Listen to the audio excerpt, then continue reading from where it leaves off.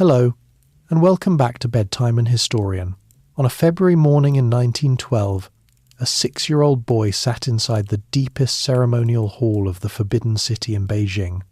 He was the Emperor of China, or had been, until the document placed before him that morning made it official that he was not. His name was Puyi, and with a few strokes of an ink brush, he ended 268 years of Qing Dynasty rule and, with it, more than 2,000 years of Chinese imperial history. No battle, no burning palace, just a quiet room, a piece of paper, and a child who did not fully understand what he was giving away. That is where the story ends. Tonight we begin somewhere very different. Not in any palace, not inside the Great Wall, but in the cold forests and open plains of the northeast, among a people called the Jurchens. They were not Chinese.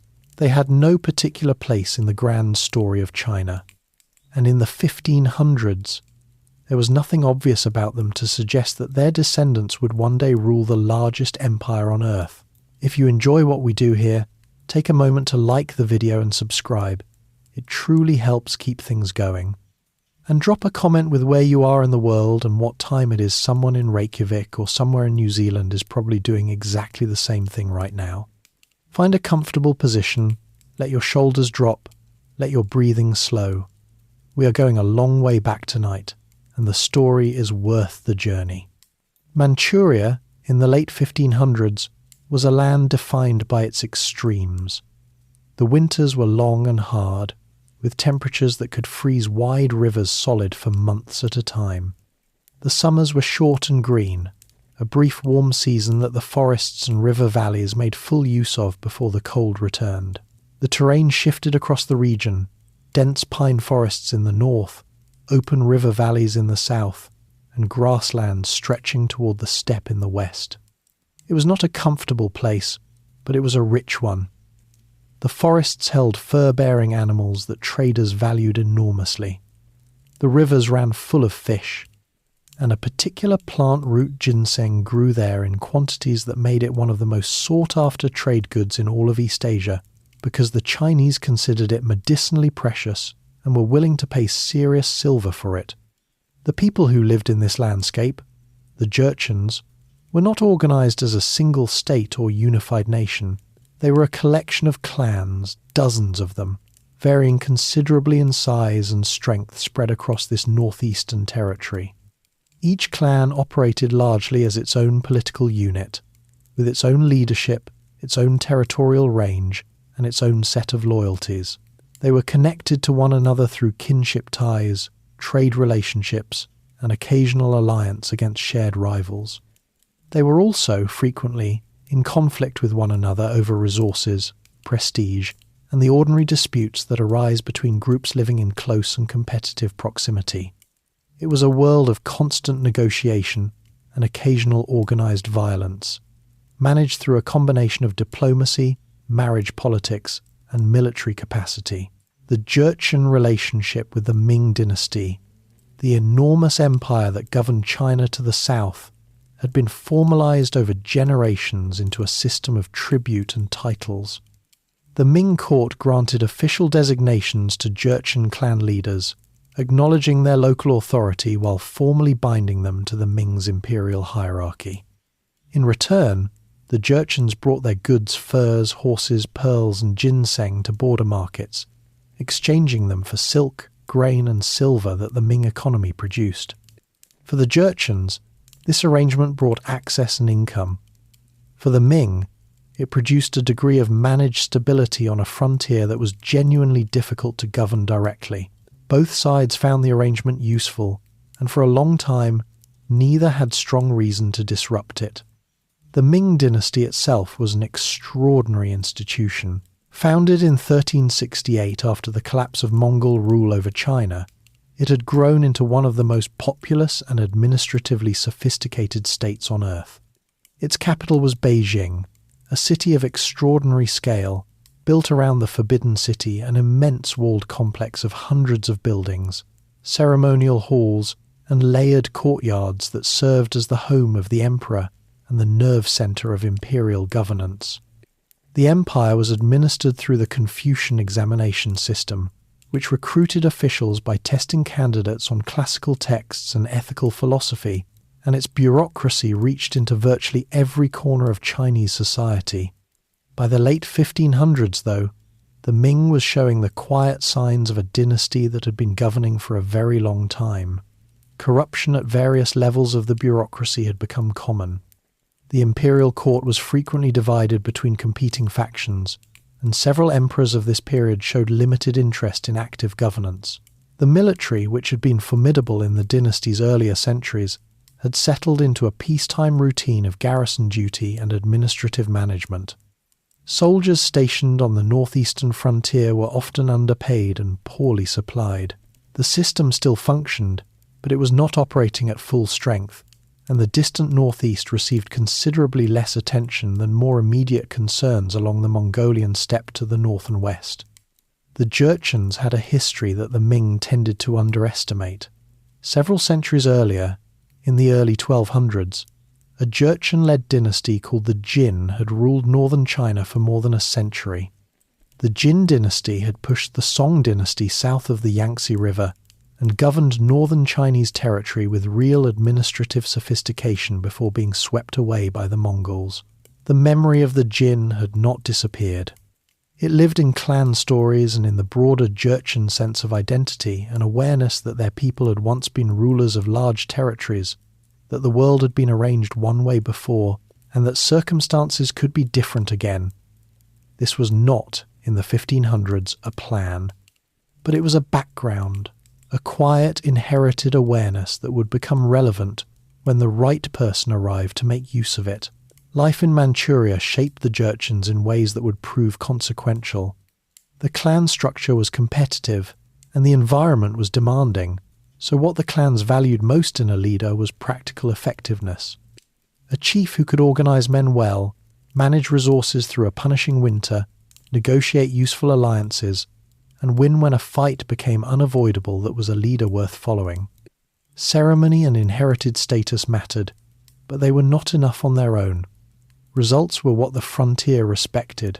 Warfare was a regular feature of Jurchen life, not an exceptional event.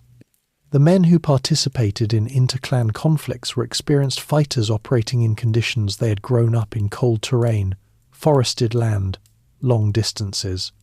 They were not professional soldiers in any formal sense, but they were more genuinely effective in the field than many of the Ming garrison troops who nominally held authority on the frontier.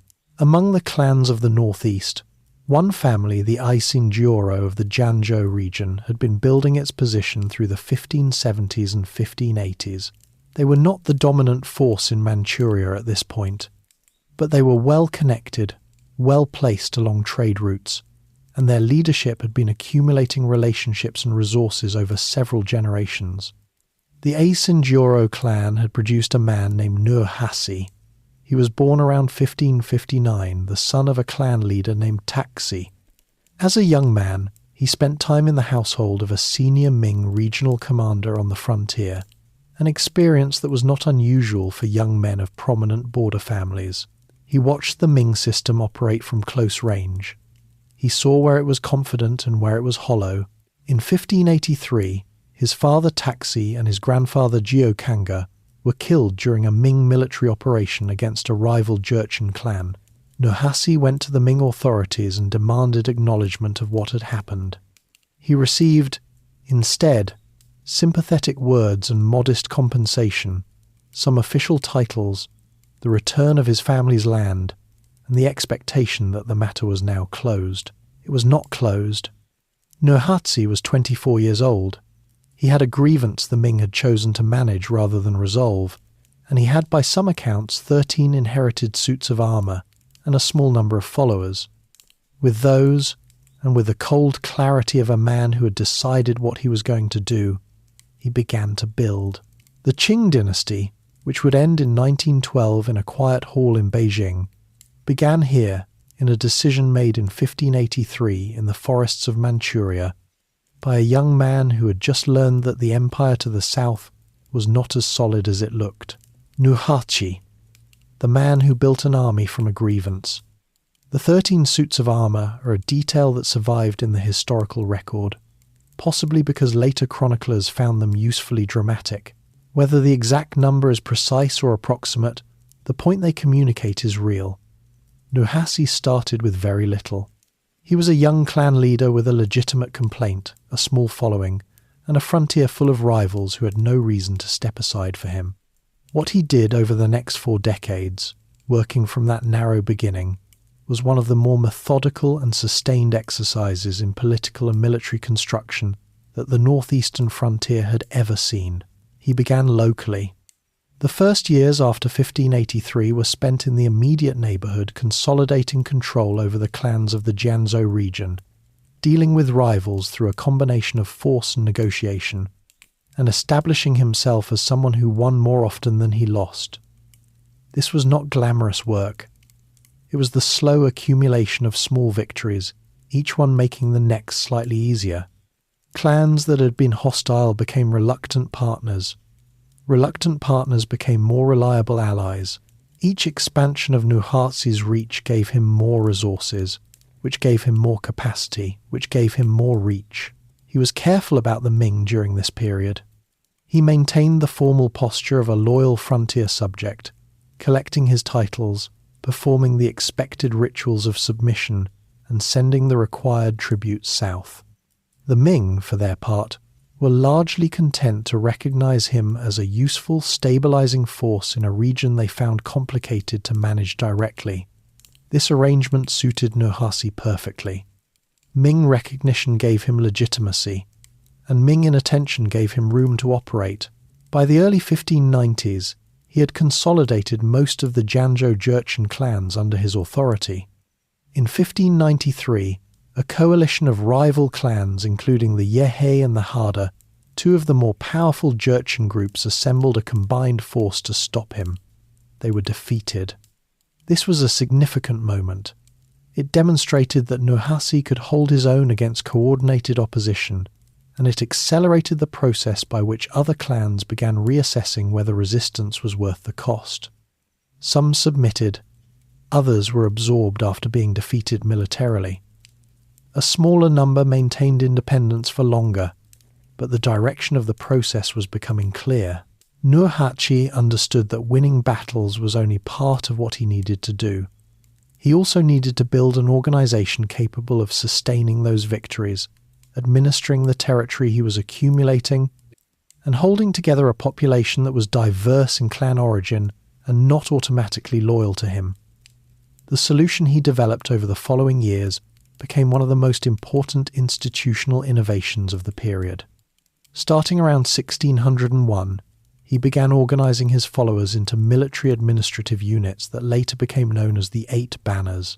The system began with 4 banners distinguished by color, yellow, white, red, and blue, and expanded over the next decade and a half to 8, adding bordered versions of each color to accommodate the growing number of men under his authority. Each banner was a comprehensive unit that included not just soldiers but their families, servants, and dependents. A man belonged to a banner from birth, and his banner determined his military duties, his administrative relationships, and his place in the social order. The banner system was not simply a military formation. It was a way of reorganizing Jurchen society around loyalty to Nuhasi rather than loyalty to individual clan leaders. The old clan structure had been the primary unit of Jurchen social organization people, identified with their clan first and with any broader collective second. By assigning people to banners that cut across clan lines, Nuhasi began dissolving the primacy of clan identity and replacing it with something more useful to him: loyalty to a system he controlled. Banner commanders reported to him. Promotion and reward flowed through him. The clans still existed, and clan identity still mattered, but the banners created a parallel framework that gradually became more central to how Jurchen society actually functioned. Around 1599, he commissioned the creation of a writing system for the Jurchen language. Until that point, the Jurchens had no widely used native script. Official communication and record-keeping relied heavily on Mongolian and Chinese. 2 scholars, working under Nuhasi's direction, adapted the Mongolian script to represent the sounds of the Jurchen language, producing what became known as the Manchu script. This was a practical decision with significant long-term consequences. A writing system allowed Nurhaci to issue orders, maintain records, and conduct administration in his own language rather than in the language of either of his two major neighbours. It also gave his emerging state a visible marker of independent identity, its own written form, distinct from the empires around it. By the 1610s, the shape of what Nurhaci was building had become difficult to ignore. He controlled a substantial territory. He commanded a well-organized military force. The banners at their peak could field tens of thousands of experienced fighters. He had an administrative apparatus, a writing system, and a growing population that included not just Jurchens but Mongols and Han Chinese, who had come under his authority through conquest or voluntary submission. He had, in other words, built something that looked considerably more like a state than a frontier chieftaincy. In 1616, he made this formal. He declared himself Khan of a new political entity, which he called the later Jin, deliberately invoking the memory of the Jurchen Qing Dynasty that had ruled northern China centuries earlier. The name was a statement of historical continuity and political ambition. He was not presenting himself as a Ming subject who had grown powerful. He was presenting himself as the legitimate heir of a Jurchen imperial tradition that the Ming had never had any right to extinguish. 2 years later, in 1618, he issued a formal declaration against the Ming that became known as the Seven Grievances. The document listed specific complaints: the Ming's role in the deaths of his father and grandfather, perceived insults and injustices accumulated over decades, the Ming's support for rival Jurchen clans that had been hostile to him. The Seven Grievances were not a diplomatic communication. They were a declaration of war, framed in the language of justified complaint. Shortly after issuing it, Nurhaci attacked and captured Fushun, a major Ming garrison town on the frontier. The Ming response was substantial. In 1619, a coalition force was assembled, a large and well-resourced army sent in 4 separate columns, converging on Nurhaci's territory from different directions. The intention was to overwhelm him through coordinated pressure. The Ming force was numerically significant, and the strategic logic of the 4-column advance was sound enough on paper. What it required, to work, was coordination between the columns and a degree of speed that the actual operation failed to achieve. Nurhaci responded by concentrating his forces and attacking each column in sequence before they could combine. The resulting series of engagements fought over several days in and around the Sahu region went decisively in his favour. One Ming column after another was defeated in detail. The coalition collapsed. The losses the Ming suffered in men, equipment, and command credibility were severe, and the strategic picture on the northeastern frontier shifted in a way that was not easily reversed. The Battle of Sahu, as it became known, was not the end of anything. It did not immediately bring Nurhaci to Beijing or produce the collapse of the Ming. What it did was establish, beyond any reasonable doubt, that the force he had built was capable of defeating the Ming in open field battle. Over the following years, he continued to press his advantage. Liaoyang fell in 1621. Shenyang, which would later become his capital, and which he renamed Mukden, fell the same year. The Liaodong Peninsula, a strategically vital stretch of territory, came under his control. He was not, by 1625, unchallenged. The Ming had reorganized their northeastern defences under capable commanders, and a new style of fortified line began to slow his advance. At the siege of Ningyuan in 1626, he encountered artillery used effectively against his forces for the first time at significant scale, and he was wounded, some accounts say seriously. He died later that year, in 1626, before he had taken China. He was in his mid-60s, and he had spent more than 40 years building something from 13 suits of armour and a calculated grievance. What he left behind was a state with territory, an army, institutions, a writing system, and a clear historical claim to something larger. His eighth son would inherit it, and his eighth son would prove, in certain respects, even more consequential than the man who had built it. Hong Taiji, renaming the world. Nurhaci left behind a state, but not a settled succession. The later Jin's leadership structure was collective in ways that made the transfer of power genuinely complicated. The senior banner lords, including several of Nurhaci's sons and nephews, shared authority over the banners, and the question of who would lead the whole enterprise was not simply resolved by birth order or a written will. What emerged from the deliberations that followed Nurhaci's death in 1626 was a compromise. His eighth son, Hong Taiji, was elevated as the primary leader, but with the understanding that the other senior banner lords retained substantial independent authority. It was the kind of arrangement that satisfied no one completely, which meant Hong Taiji's first task was to dismantle it without appearing to do so. He was 34 years old when he came to power, and he had grown up watching his father build a state from almost nothing. He understood the military dimension of what Nurhaci had created, the banner system, the strategic thinking, the importance of momentum and initiative. But Hong Taiji also understood something his father had perhaps been less focused on, that military conquest and political governance were different problems, and that solving the first without attending to the second produced something inherently unstable. You could defeat a Ming army in the field. Actually replacing the Ming, actually governing China, required a different kind of legitimacy altogether. He spent the first several years of his reign working on the internal structure of the state. The other banner lords were powerful and needed careful handling. Rather than confronting them directly, Hong Taiji worked incrementally expanding the bureaucratic apparatus in ways that shifted real decision-making authority toward himself, creating new administrative bodies staffed by officials loyal to him, and gradually reducing the independence of the other lords through institutional mechanisms rather than open power struggles.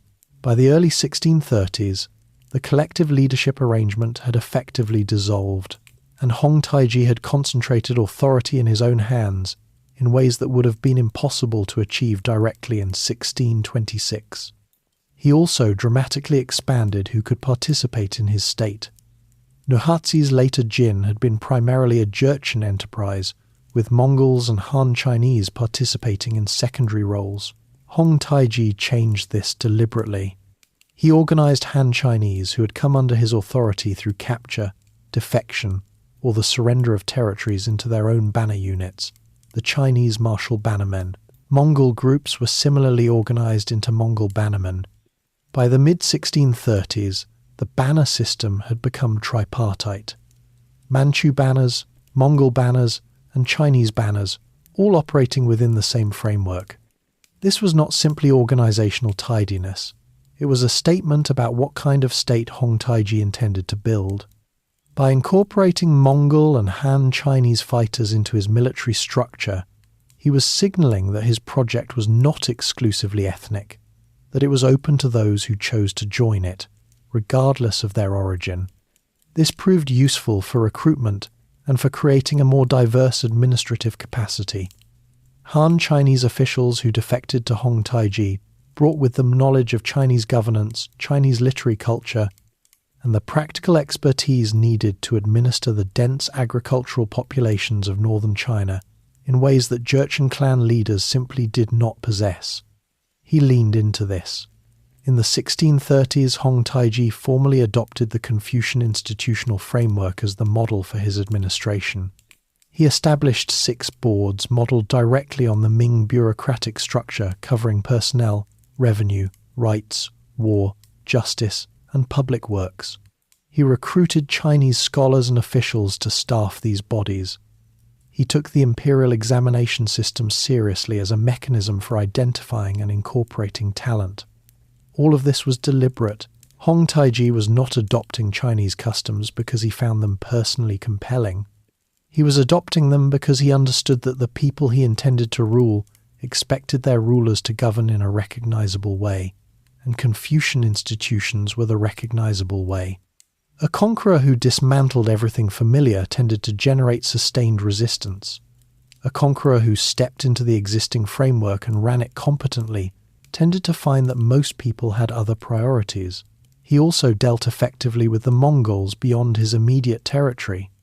The Chahar Mongols, led by Ligdan Khan, had been the most powerful independent Mongol force on the steppe and had maintained a difficult relationship with both the Ming and the later Jin for years. When Ligdan Khan died in 1634, the Chahar Confederation collapsed. Hong Taiji moved quickly. He absorbed the Chahar Mongols into his system and, critically, acquired something they had held: the imperial seal of the Yuan dynasty, the Mongol Empire that had ruled China in the 13th and 14th centuries. Possessing this seal gave Hong Taiji a symbolic claim to the Mongol imperial succession, making him not just the leader of a northeastern frontier state, but the heir to a broader Inner Asian imperial tradition.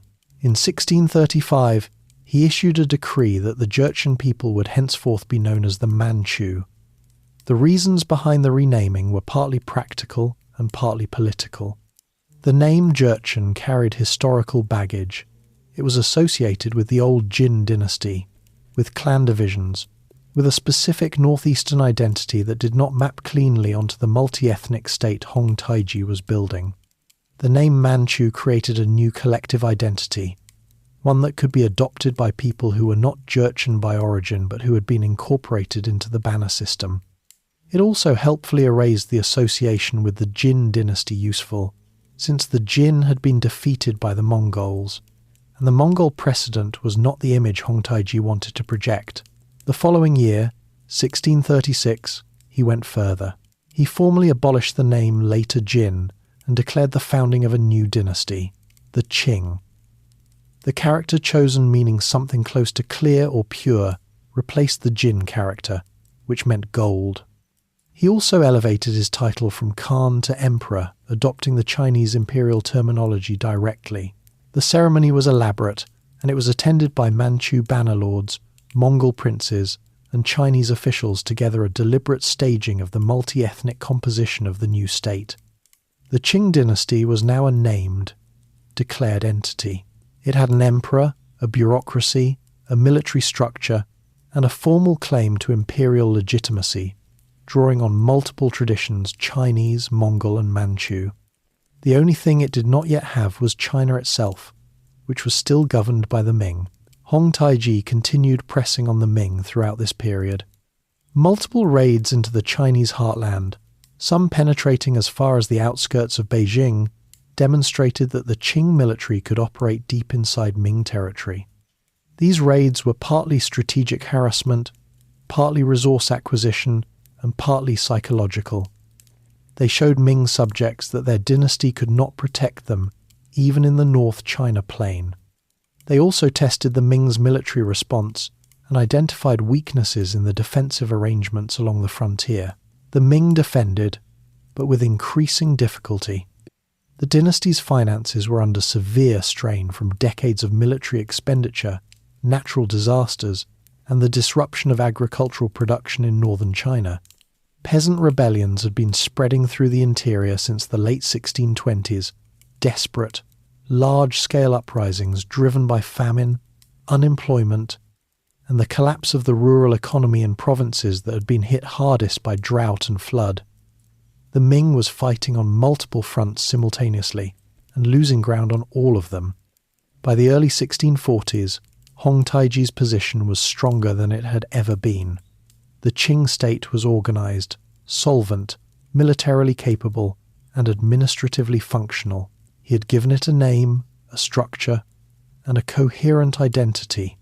Korea, which the Qing had campaigned against twice in 1627 and again in 1636 and 1637, had submitted and was now a tributary state.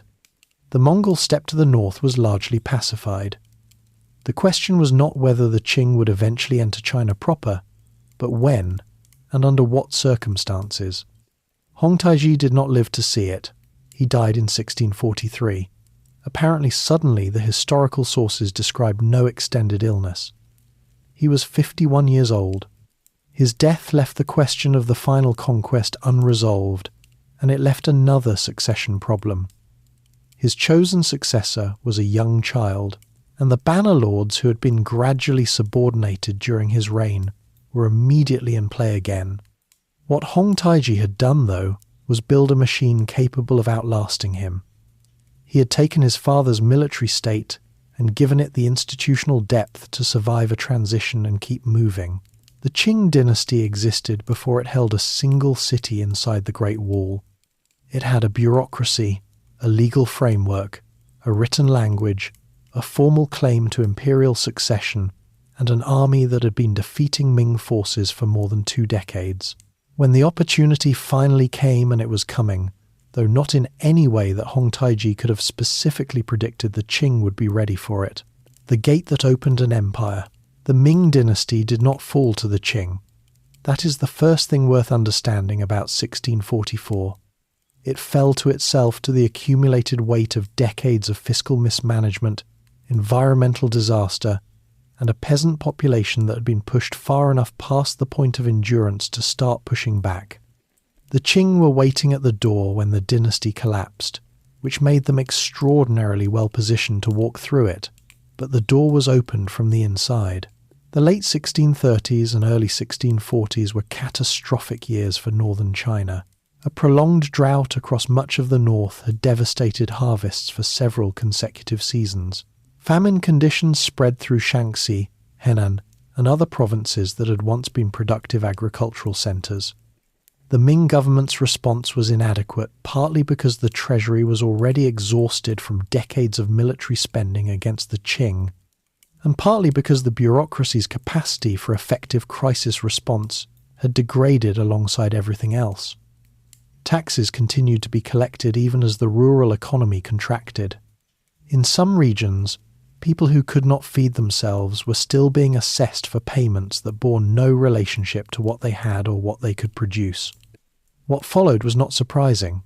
Rebellion broke out across multiple provinces, driven by men who had nothing left to lose: former soldiers, unemployed labourers, farmers who had abandoned their land. These were not small local uprisings. They were large, sustained, mobile forces that could march hundreds of miles, gather followers as they went, and defeat Ming armies in the field. Several rebel leaders emerged during this period, but the most consequential was a man named Li Zicheng. Li Zicheng had worked, in his earlier life, as a postal courier, one of the many government employees displaced when the Ming cut the postal service in a cost reduction effort that proved spectacularly counterproductive. He joined a rebel force, demonstrated genuine military ability, and rose to lead a coalition that by the early 1640s controlled large stretches of central and northern China. He was not an ideological revolutionary in any formal sense. His movement ran on grievance, momentum, and the simple logic that the Ming's authority had visibly collapsed in the regions where he operated. In the spring of 1644, Li Zicheng marched on Beijing. The capital's defences, which should have been formidable, proved otherwise. The eunuch bureaucracy was paralysed. The military forces that might have organised a serious defence were either destroyed, demoralised, or positioned elsewhere. When Li Zicheng's forces reached the city walls, resistance was minimal. The gates opened. He entered Beijing in late April of 1644, and the Ming dynasty's hold on its own capital ended. The Yongzheng Emperor, the 16th and last Ming Emperor, who had governed with genuine effort and increasing desperation through more than a decade of cascading crises, did not surrender. On the morning of the 19th day of the 3rd month, by the traditional calendar, he walked to the hill behind the Forbidden City, a small rise called Jingshan, and hanged himself from a tree. He reportedly left a note blaming his officials for the dynasty's failure and asking that his body not be harmed. It was, in the circumstances, a dignified end to an undignified situation. The Ming dynasty, which had governed China for 276 years, was over. Li Zicheng declared himself the founder of a new dynasty, the Shun, and began organising his administration of Beijing. What he found when he got there was a treasury largely empty and a bureaucratic apparatus in disarray.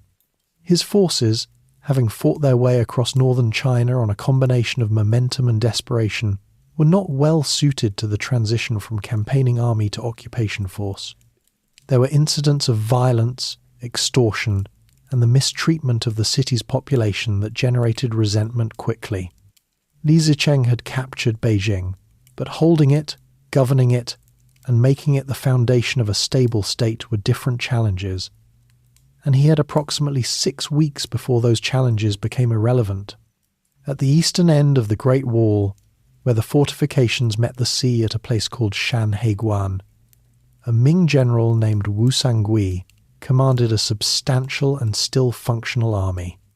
Wu Sangui had been moving his forces toward Beijing when Li Zicheng captured it, and now found himself in a position with no comfortable options. Submitting to Li Zicheng was one possibility. There were negotiations, and Li Zicheng apparently had some expectation that Wu Sangui could be incorporated into his new order. Those negotiations collapsed. The precise reasons have been debated ever since, with later accounts giving considerable weight to a personal grievance involving Wu Sangui's family. Whatever the specific trigger, Wu Sangui did not submit. Instead, he sent a message to the Qing. The man who received that message was Dogon, Nuhasi's 14th son, who was serving as regent for the 6-year-old Shunji Emperor, the child who had inherited the Qing throne after Hong Taiji's sudden death the previous year. Dogon had been moving the Qing armies toward the frontier already, watching the Mings collapse with the focused attention of someone who had been waiting a very long time for exactly this kind of opportunity. He responded to Wu Sangui's overture with speed and decisiveness.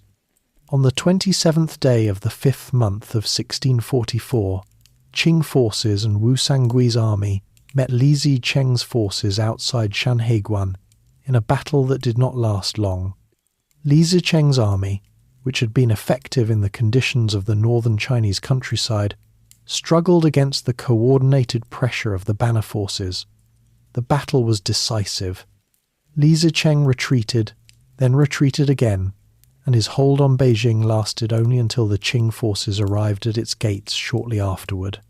He had, to summarize his situation fairly, spent 15 years fighting the Ming Dynasty, finally captured Beijing after an extraordinarily difficult campaign across half of northern China, declared himself emperor, and then lost everything within 6 weeks, which suggests that the Ming had perhaps been less formidable than advertised, and Li Zicheng perhaps less prepared to govern than he had been to conquer.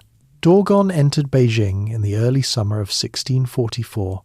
He moved the Qing capital there from Shenyang, formally installing the young Shunji Emperor as the ruler of China, not just of Manchuria, not just of the territories his father and grandfather had assembled, but of China. The Forbidden City, which had been built by the Ming's third emperor and had housed every subsequent Ming ruler, now housed a Qing emperor. The transition was managed with deliberate care. Dogon ordered that proper mourning rites be performed for the Yongzheng Emperor, the last Ming ruler, a gesture designed to signal that the Qing were not enemies of Chinese civilization but its new custodians. The Ming Emperor was given a funeral. His dynasty's institutions were acknowledged. The Confucian framework that Hong Taiji had already been building into his administration was now presented to a Chinese audience as the natural continuation of how things had always been done. This framing was not simply cynical posturing.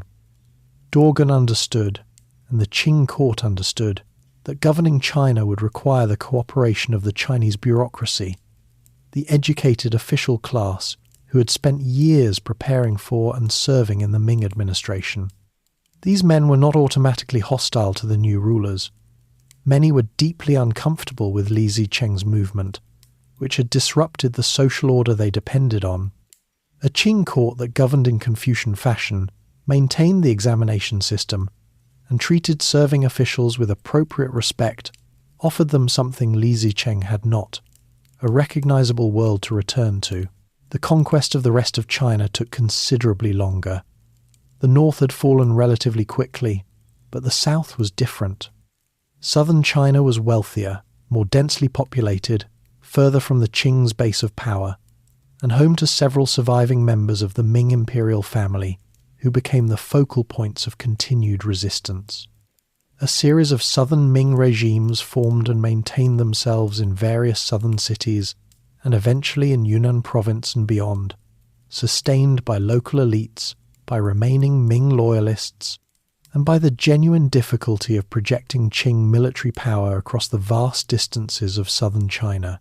The last organized southern Ming resistance, supported at its final stages by the warlord Zheng Chenggong, known in Western sources as Koxinga, retreated to Taiwan in 1661, where it maintained itself for another 22 years before Taiwan fell to the Qing in 1683.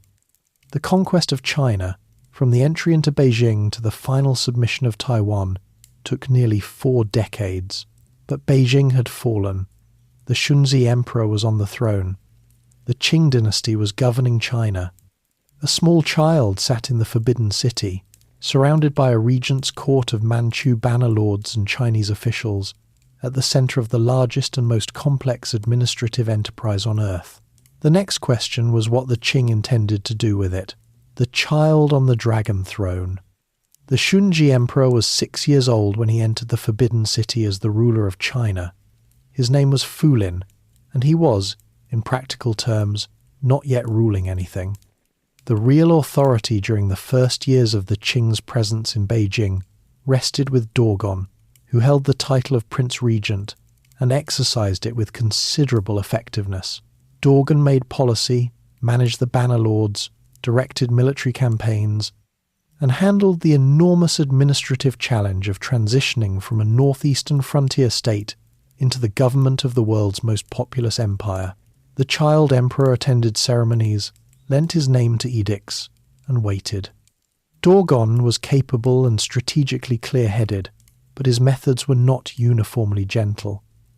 The early years of the Qing conquest generated violence at a scale that left lasting marks on Chinese historical memory. When Qing forces took the city of Yangzhou in 1645, in the course of driving the southern Ming forces southward, what followed the military capture was a period of killing and destruction that lasted several days. Later accounts, some written by survivors, described the scenes in detail. The Yangzhou events became, in subsequent Chinese historical consciousness, a symbol of what the conquest had cost, an event recalled for generations precisely because it was the kind of thing people needed to find a way to make sense of. Yangzhou was not the only instance of serious violence during the southern campaigns, but it was among the most documented. The Qing court did not organize such events as a matter of official policy in the way that might be assumed, but it also did not consistently prevent them, and the banner forces conducting the campaigns operated in conditions where the distinction between military necessity and excess was not always carefully maintained. The conquest of China was not, in its early stages, a gentle transition. The policy that generated the most sustained and widespread resistance was not military at all. In 1645, Dogon issued the Q order. Han Chinese men were required to adopt the Manchu hairstyle, shave the front portion of the scalp and grow the remaining hair into a long braid worn down the back. Failure to comply was treated as an act of defiance against the new dynasty, with serious consequences. The order became one of the most contentious impositions of the early Qing period, because it cut directly against a principle that many Chinese men held as an expression of their deepest cultural and familial values, the Confucian teaching that the body, received from one's parents, should not be altered. Cutting one's hair was not a trivial personal choice, but a visible statement about one's relationship to the new order. Resistance was immediate and widespread. In some areas, communities refused collectively and faced military punishment. Across much of southern China, the Q order was a significant driver of continued opposition to the Qing, opposition that might otherwise have faded more quickly as people adjusted to new rulers who, on the administrative level, were operating in recognizable Confucian terms. The entire cultural and philosophical framework of imperial Confucian governance, it turned out, sat reasonably comfortably with most of the official class. The hairstyle, on the other hand, was a different matter entirely. Dogon understood that the Q order created resistance, but he maintained it. The reasoning behind it was partly symbolic. The queue was a visible, daily marker of submission to Qing authority, something that could not be hidden or performed selectively, and partly about maintaining Manchu distinctiveness. This was a persistent tension in the early Qing period. The dynasty needed to adopt enough Chinese governmental forms to govern effectively, while simultaneously preventing its own people from being absorbed into Chinese culture to the point where Manchu identity dissolved. The queue requirement placed the burden of visible cultural marking on the Han population rather than on the Manchu, which was precisely the point. Land around Beijing presented another complication. The banner system required that banner families be housed and supported, and the early Qing solution in the capital region was to appropriate farmland from existing landholders and assign it to bannermen. This displaced farmers and landlords who had held those lands under the Ming and created a class of dispossessed people in the very region where the new dynasty most needed stable support. The policy was economically disruptive and socially resented, and its long-term consequences. A banner population, increasingly dependent on state stipends and increasingly removed from productive land use, would surface again in later generations. Dogon died in 1650, during a hunting trip, from injuries and illness. He was 38 years old. His death produced an immediate political reckoning. Accusations surfaced almost at once of treason, of having planned to seize the throne, of various posthumous offences, and his honours were stripped from him, then partially restored later when cooler assessments prevailed. The manoeuvring around Dogon's legacy revealed how concentrated power had become under his regency, and how much accumulated resentment that concentration had generated among the other banner lords. The Qingxi Emperor was 13 when Dogon died, old enough to begin exercising personal authority, and he did. He showed genuine interest in governance and demonstrated intelligence and curiosity. He was also drawn to Buddhism with a depth of personal engagement that went beyond what was expected of a Confucian ruler. He studied Buddhist texts, spent time with Buddhist monks, and eventually developed a particularly close connection to Chan Buddhist practice, the Chinese school of Buddhism that emphasized meditation and direct experience over textual study. He also undertook the work of consolidating the administrative structure that the early years of conquest had produced in a somewhat improvised state. He worked to expand the role of Chinese officials within the bureaucracy, a policy that the Manchu purists among the banner lords found uncomfortable, but that practical governance seemed to require. The 6 boards and the other institutions that Hong Taiji had established on the Ming model needed to be staffed, and the Manchu population simply did not have enough people educated in the specific forms of Chinese classical scholarship to fill all of them. Chinese officials who had served under the Ming and then transferred to the Qing became an essential part of how the dynasty actually functioned. His personal life was complicated in ways that his court found difficult to manage. He formed a powerful attachment to a woman known as the imperial noble consort Donggo, who was his favourite consort, and, by the accounts that survive, someone whose company he sought constantly. When she died in 1660, of illness, the Qingxi Emperor's grief was acute and visible, more visible than was considered appropriate for an emperor whose emotional life was supposed to be managed with at least some degree of official composure. He held elaborate mourning rites, bestowed posthumous honours, and by some accounts spent significant time in Buddhist contemplation that his ministers found alarming.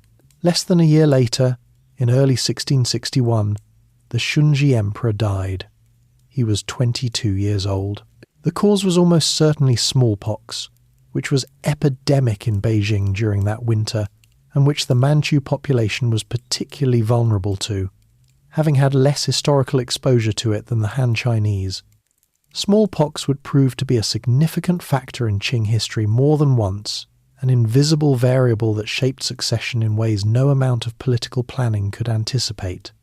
Later tradition produced a more romantic account, that the emperor had not died, but had renounced the throne and retired to a Buddhist monastery, overcome by grief for his consort and disillusioned with the world of governance. It is a story that reflects how people found meaning in the life they observed a young ruler of unusual personal depth, drawn to spiritual matters, damaged by loss, disappearing. The historical evidence points clearly to smallpox, but the monastery version persisted in popular imagination for a long time afterward. The Qing Emperor left behind an empire that was still being assembled, a court that was navigating impossible tensions between Manchu identity and Chinese administrative necessity, and a succession problem. His third son, Xuanye, was selected as successor partly because, having already survived smallpox, he presented less of a mortality risk than his brothers. He was 7 years old. He would grow up to be the Kangxi Emperor, and he would govern for longer than any other Chinese emperor in recorded history. The Kangxi Emperor, 61 years of careful work. 4 regents governed China in the name of the 7-year-old Kangxi Emperor, and for a few years they did it reasonably well as a group.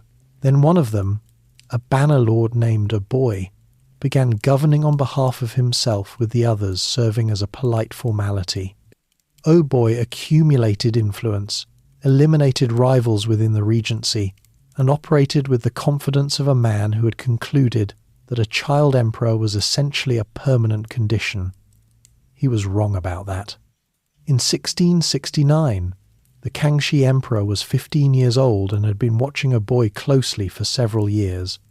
He arranged for Oboy to be summoned to court, had him seized during the audience, and charged him with a long list of offences that the record of Oboy's conduct made easy to substantiate. Oboy spent the rest of his life under arrest. The Kangxi Emperor had been governing his own empire for approximately 1 afternoon before he decided to make it official. What followed was 6 decades of active, attentive, and in many respects genuinely impressive rule. The Kangxi Emperor was intellectually curious in a way that was unusual among rulers of any era.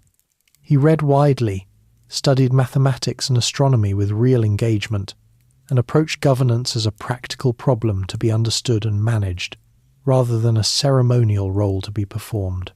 He conducted extensive tours of the empire, travelling south to see the Yellow River works, visiting agricultural regions, inspecting military garrisons, gathering direct information about conditions in his territory, rather than relying entirely on what officials chose to report upward.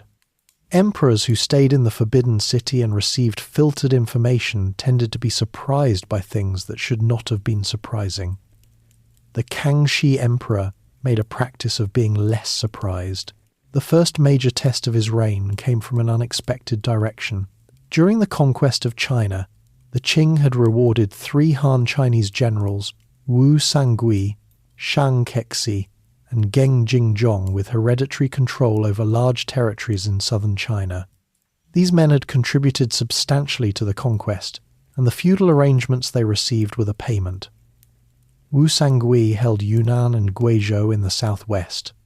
The other 2 controlled regions in Guangdong and Fujian. They governed their territories with considerable autonomy, maintained their own armies, and collected their own revenues. Together they were known as the 3 feudatories, and they represented an arrangement that had been practical during the conquest, but was increasingly difficult to justify once the conquest was complete. By the early 1670s, the Kangxi Emperor had concluded that the feudatories needed to be abolished. The cost of supporting them was significant. Their autonomy was incompatible with centralized Qing governance, and their continued existence suggested that the dynasty's hold on southern China was more conditional than it should be. When Shang Kexi, the oldest of the 3 lords, requested retirement and asked that his son inherit his territory, the Kangxi Emperor agreed to the retirement but declined to extend the arrangement to the next generation. He followed this with a clear signal that all 3 feudatories would be wound down. Wu Sangui, who was in his early 60s, and had spent decades governing Yunnan as essentially an independent prince, was not prepared to retire. In 1673, he rebelled. He declared himself the founder of a new dynasty, the Zhou, and sent armies north. Geng Jingzhong joined the rebellion in Fujian. Shang Kexi's son, Shang Jixin, eventually joined as well, though less decisively. At its greatest extent, the revolt of the three feudatories threatened Qing control over much of southern and central China, and for a period the outcome was genuinely uncertain. Wu Sangui was the man who, in 1644, had opened the Shanhaiguan Pass and invited the Qing armies into China to defeat Li Zicheng. He was now, nearly 30 years later, fighting the dynasty he had helped establish, at the head of an army flying the banner of a dynasty named after a Chinese dynasty from antiquity.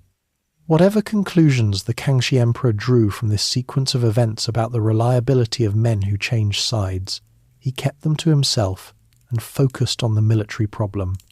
The rebellion lasted 8 years. Wu Sangui died during it in 1678. Before seeing its conclusion, he had declared himself emperor of his new Zhou dynasty just before his death, which gave him the distinction of being an emperor for roughly a few months before the dynasty ceased to exist along with him. His grandson continued the fight until 1681, when the last rebel territory was brought back under Qing control. 2 years later, in 1683, Taiwan, which had been held by Zheng Keshuang, the grandson of the Ming loyalist Koxinga, submitted to a Qing naval force. The conquest of China, begun with Dogon's entry into Beijing nearly 4 decades earlier, was complete. The Kangxi Emperor turned his attention to the north and northwest. The Dzungar Mongols, under their energetic and expansionist leader Galdan, were pressing aggressively into territory that the Qing considered within its sphere of influence. The campaigns against Galdan occupied the 1680s and 1690s.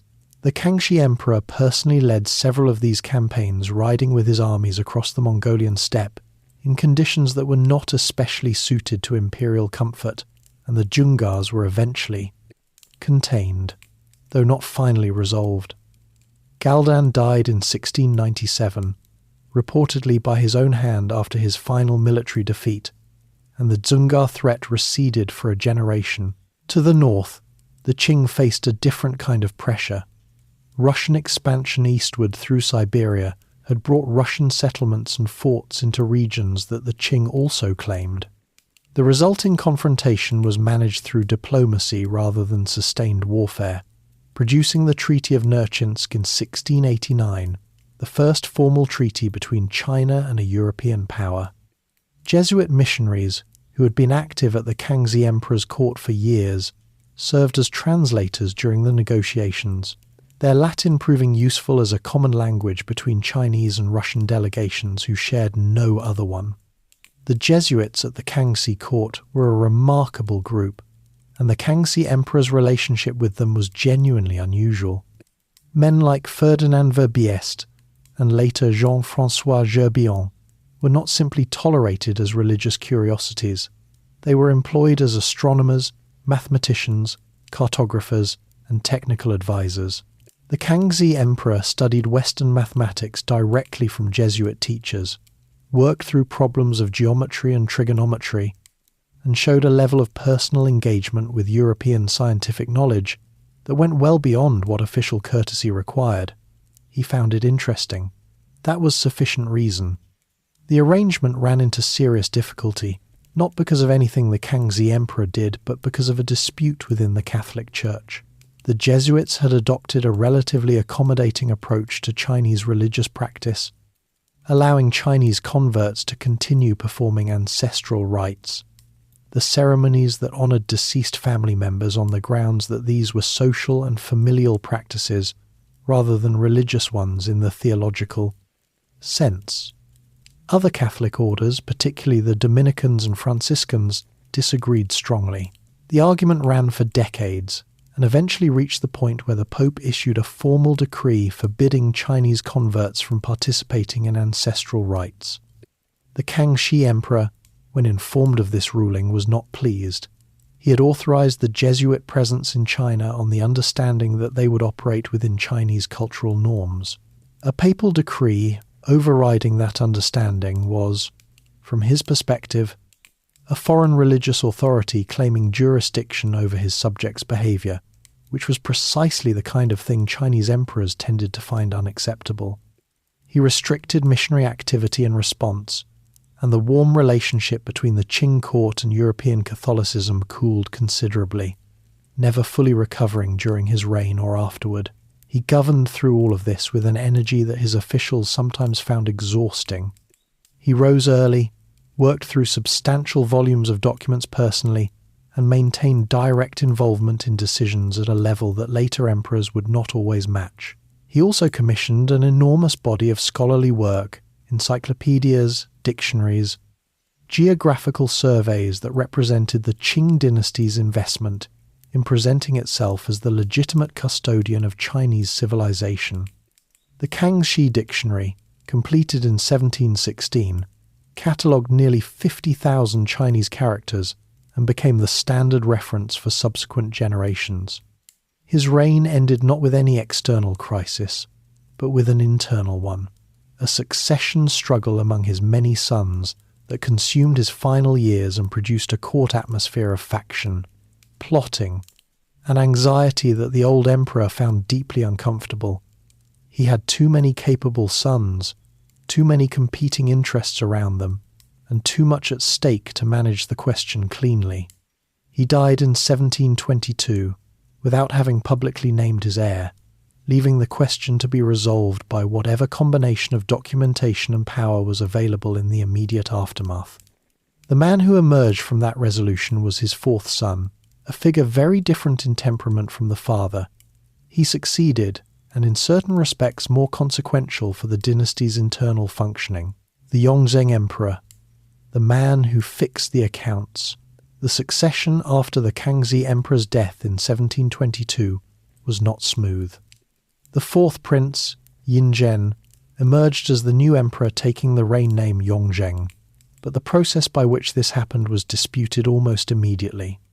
Several of his brothers had expected a different outcome, and rumours spread within days that the will had been altered, that the announcement had been manipulated, that the wrong man had taken the throne. The Yongzheng Emperor spent the first portion of his reign dealing with brothers who presented varying degrees of threat, demoting some, imprisoning others, and managing the court factions that had coalesced around them during the long succession competition. His handling of these situations was thorough and not especially sentimental. By the time the dust settled, the surviving brothers who had been rivals were either under close supervision or had been given new names. The emperor renamed several of them, with characters that meant things like despicable or abominable, which did not leave much room for misunderstanding his feelings on the subject. The rumours about the succession never entirely disappeared, and the Yongzheng Emperor was aware of them. He was, by temperament, a man who took criticism of his legitimacy seriously, perhaps too seriously, which sometimes led him to responses that amplified the attention given to things that might otherwise have faded. He commissioned a lengthy official document responding point by point to the accusations, had it printed and distributed, and ordered it read aloud in public spaces across the empire. Whether this persuaded anyone who was already skeptical is unclear, but it demonstrated something characteristic of him. He did not ignore problems and hope they went away. He addressed them directly, thoroughly, and often at considerable length. What defined his reign, though, was not the succession dispute, it was the work. The Yongzheng Emperor governed with an intensity that his officials found exhausting to observe from a respectful distance. He slept, by various accounts, approximately 4 to 5 hours a night. The rest of the time he read documents, wrote responses, drafted policy, and reviewed reports from across the empire. His collected writings, the annotations he made on official memorials alone, run to millions of characters. He was not delegating this work to secretaries. He was doing it himself, in his own hand, often in the small hours of the morning when the rest of the court was asleep. He found what he found when he looked closely, and what he found was extensive. Corruption in the Qing bureaucracy was not a new problem. It had been present in various forms since the dynasty's earliest years, and the Kangxi Emperor had addressed it episodically without fundamentally restructuring the conditions that produced it. The Yongzheng Emperor approached it differently. with more systematic attention to why corruption happened rather than simply punishing individual instances of it. One of the central problems was the gap between what officials were officially paid and what they actually needed to function. Official salaries in the Qing system were, by the standards of what governance actually required, quite low.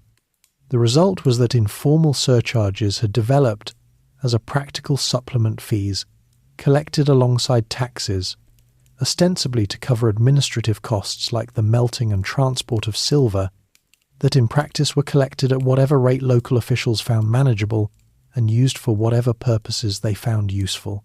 These fees were technically irregular, universally practiced, and impossible to audit in any meaningful way because they did not officially exist.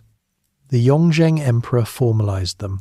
He took the informal surcharges known as huohao, the melting fees, and made them official, setting standardized rates that were now collected transparently, recorded, and directed into a public fund. Most of this money went towards supplementing official salaries, which were raised substantially. The logic was straightforward. If officials were paid enough to actually live and govern on, the most basic incentive for petty corruption was reduced.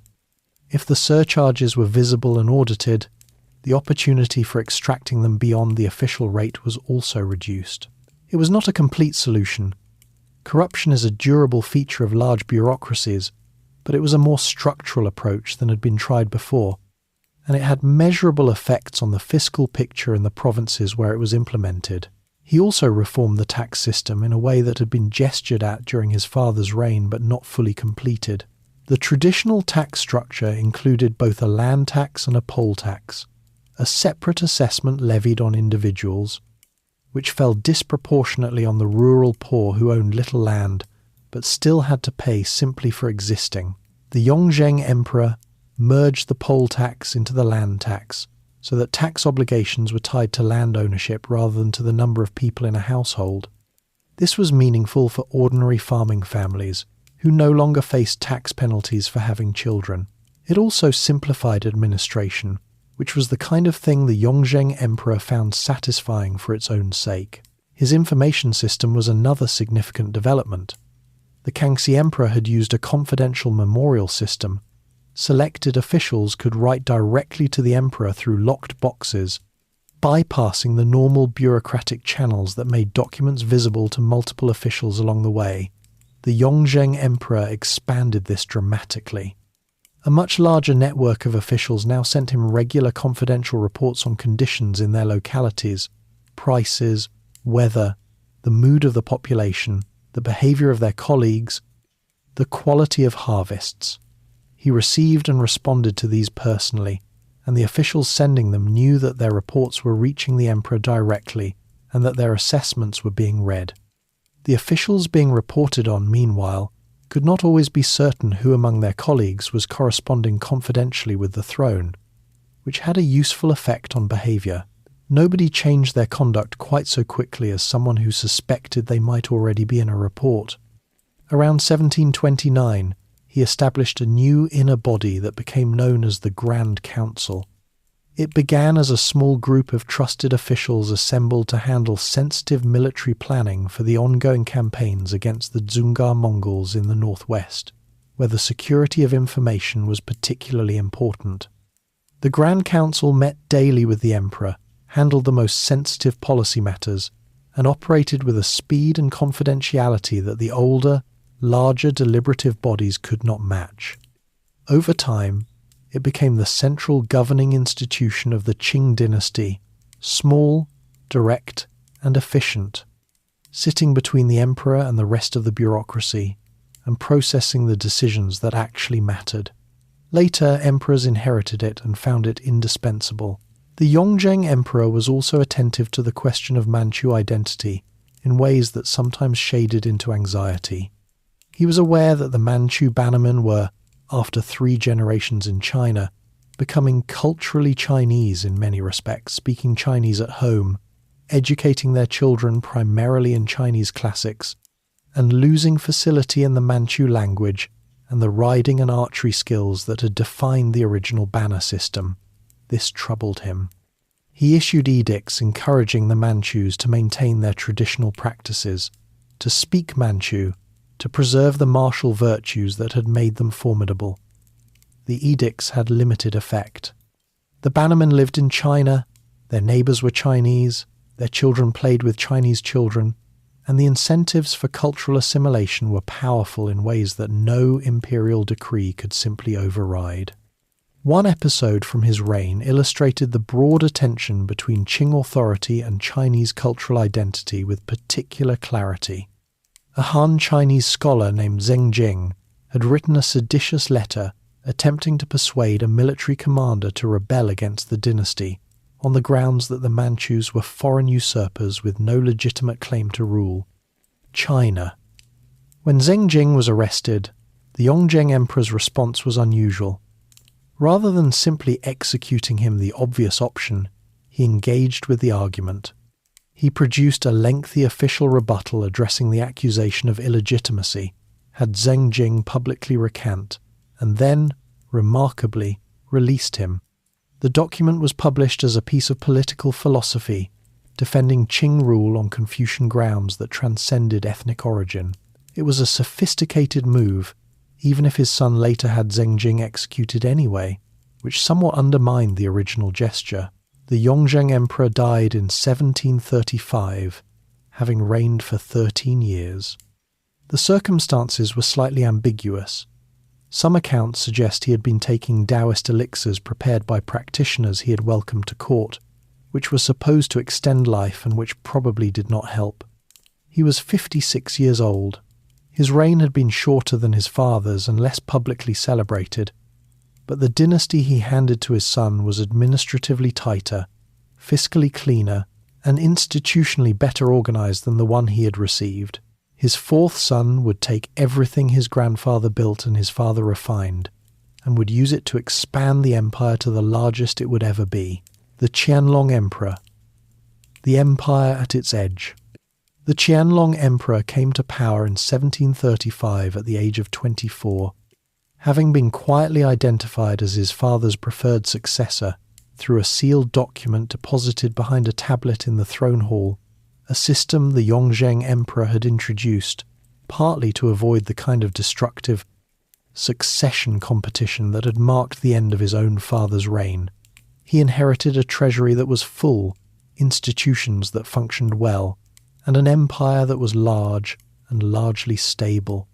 He would spend the next 6 decades making it larger and, in the process, slowly generating the conditions that would trouble the dynasty long after he was gone.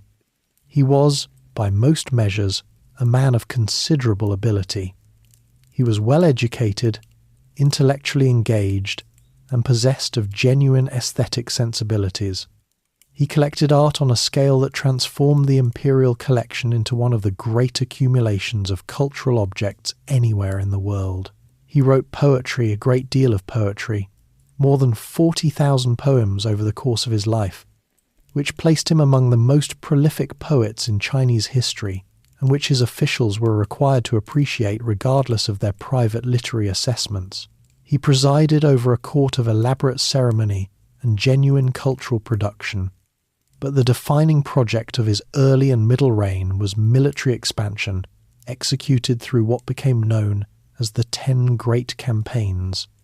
These were a series of military operations directed outward from the existing empire into Mongolia and Central Asia, into regions of modern Sichuan and Yunnan, into Burma and Vietnam and Nepal. Not all of them were equally successful. The campaigns against Burma in the 1760s ended without a clear victory, and cost the Qing more in men and resources than the results justified. The Vietnamese campaign in 1788 and 1789 ended in a withdrawal that was framed diplomatically, but represented a military setback. The Qianlong Emperor counted these among his great campaigns anyway, because the narrative of imperial achievement was something he tended to manage carefully. The campaigns that genuinely transformed the empire's territorial extent were the ones directed against the Dzungars and the subsequent incorporation of what the Qing called Xinjiang, the new territory, into the empire. The Dzungar Khanate had been a persistent problem for the Qing since the Kangxi era, and the campaigns of the 1750s finally ended it.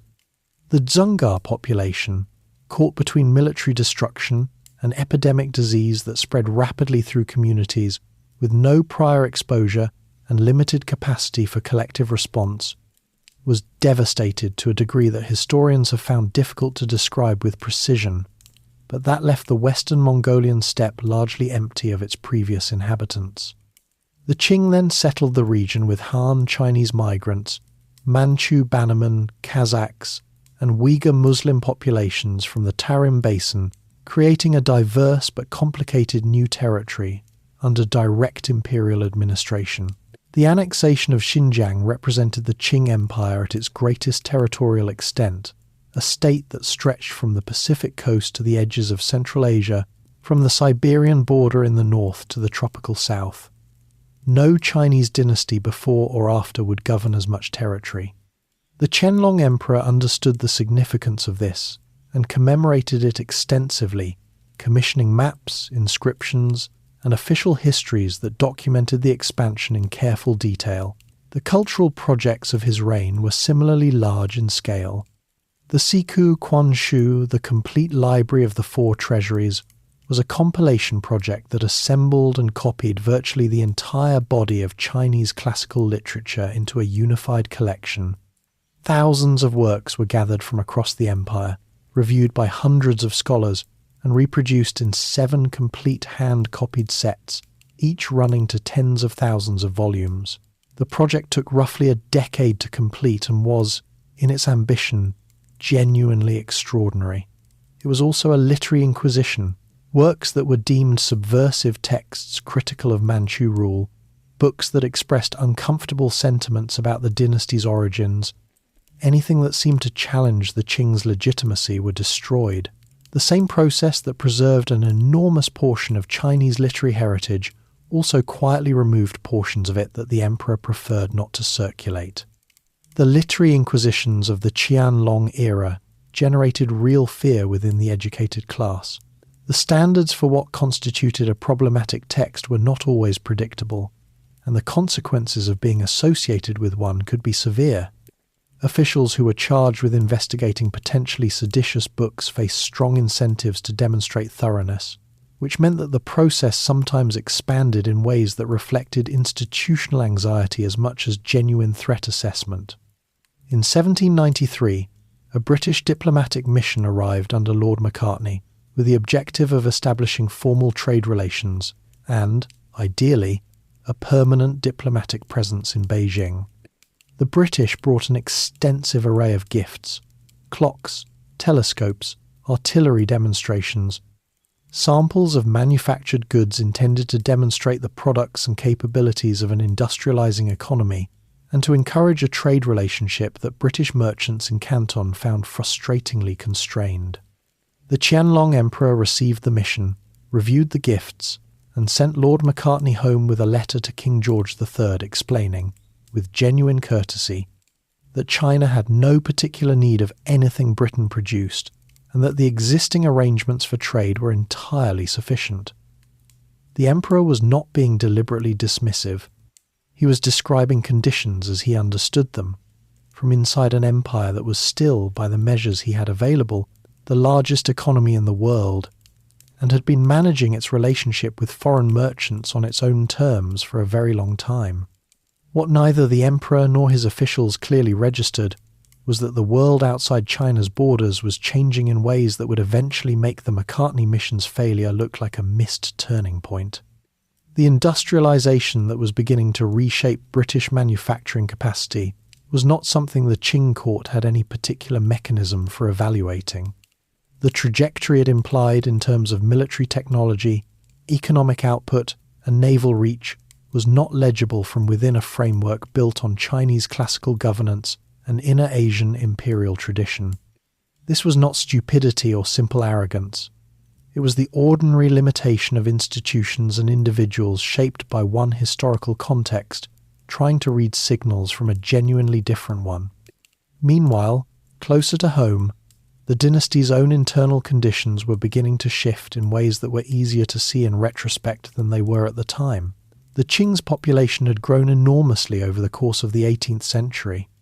The peace and relative prosperity of the Kangxi, Yongzheng, and early Qianlong eras had allowed Chinese families to grow, and the introduction of American crops, sweet potatoes, maize, peanuts, through trade networks had expanded the agricultural base into hillside and marginal land that earlier staple crops could not support. China's population, which had been perhaps 150 million at the start of the dynasty, had roughly doubled by the 1780s and would continue growing. The land available for farming had not doubled. The administrative capacity for managing a population of this density had not doubled either. The other development gathering quietly in the later decades of the Qianlong Emperor's reign was the rise of a man named Heshen. He was a young banner officer who came to the emperor's attention in the 1770s and rose with extraordinary speed through the ranks of imperial favour. He was charming, capable of managing the emperor's preferences with considerable skill, and positioned himself at the centre of the information flow between the provinces and the throne. He also accumulated personal wealth on a scale that was, by any reasonable measure, staggering. When Heshen was eventually investigated after the Qianlong Emperor's death, the property and silver found in his possession was estimated at somewhere in the range of 800 million to 1 billion taels, a figure roughly equivalent to 15 or more years of the entire imperial revenue. He had not done this quietly so much as in plain sight, protected by an aging emperor who valued his company and did not, perhaps, wish to look too carefully at what that company was costing. The Qianlong Emperor had announced in 1796 that he would abdicate rather than allow his own reign to exceed his grandfather Kangxi's 61 years, a gesture of filial respect that required genuine sacrifice in practice. Since he was still alive and in reasonable health, he abdicated.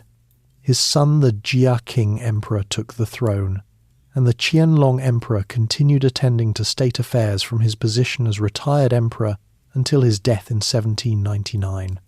The Qing Emperor's actual governing authority during this period was limited to what the retired emperor chose to allow him. The dynasty Qianlong handed on was, on its surface, still the largest and wealthiest state in Asia. Its territory had never been greater. Its cultural achievements were real, but the treasury was under strain from the military campaigns. The population growth was pressing against resources in ways that local officials were already noting with concern, and the corruption associated with the Hessian era had hollowed out the administrative competence that the Yongzheng Emperor had worked so carefully to build. The peak, in other words, had been passed. Most people inside the empire did not yet know it. Life inside the empire. To understand the Qing dynasty at its peak, roughly the middle decades of the 18th century, during the long reign of the Qianlong Emperor, it helps to step back from the court and the campaigns and look at the world that most people in the empire actually inhabited. The dynasty's greatness was not simply a matter of territory and military victories. It was also visible in the texture of daily life across an enormous and varied country, in the rhythms of markets and harvests and examination halls, and in the layered social order that governed how people dressed, ate, worked, and understood their place in things. At the very top of that order sat the emperor himself, surrounded by the structures of the Forbidden City and the ceremonies that defined imperial existence. Beneath him was the Manchu banner class, the descendants of the original 8 banner warriors, now several generations removed from the campaigns that had given them their privileged position.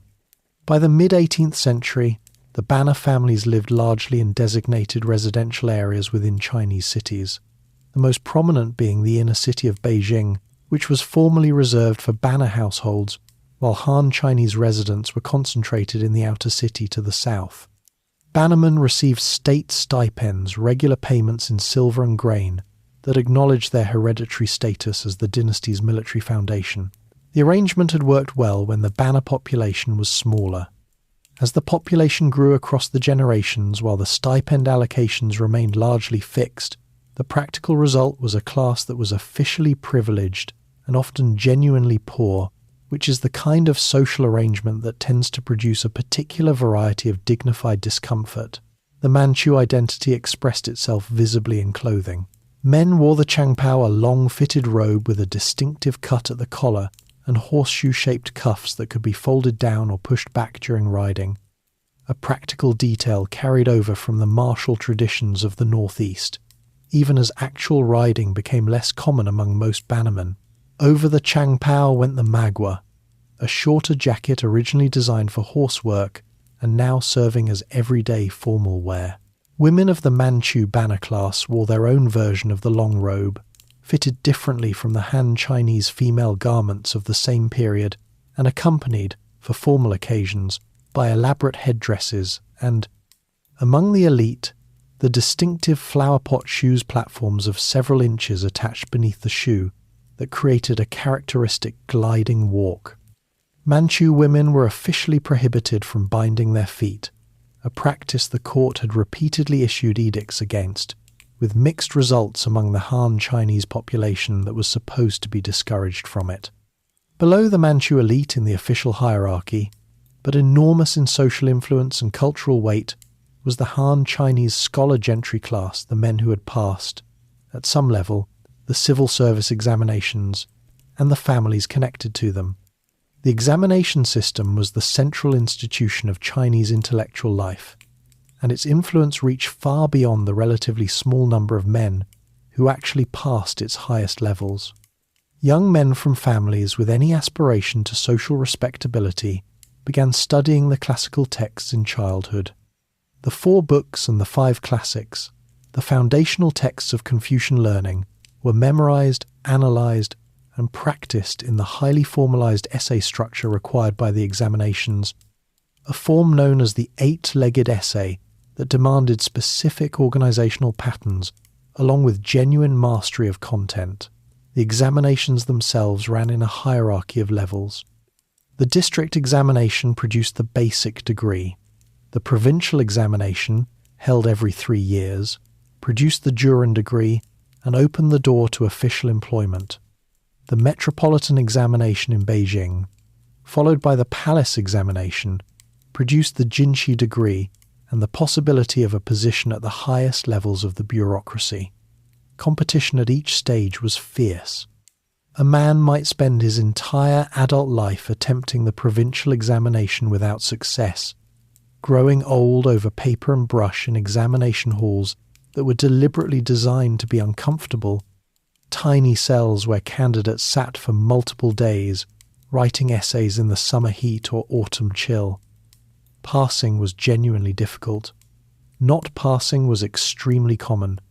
What people wore signalled where they stood in this system clearly enough that a stranger could read an encounter at a glance.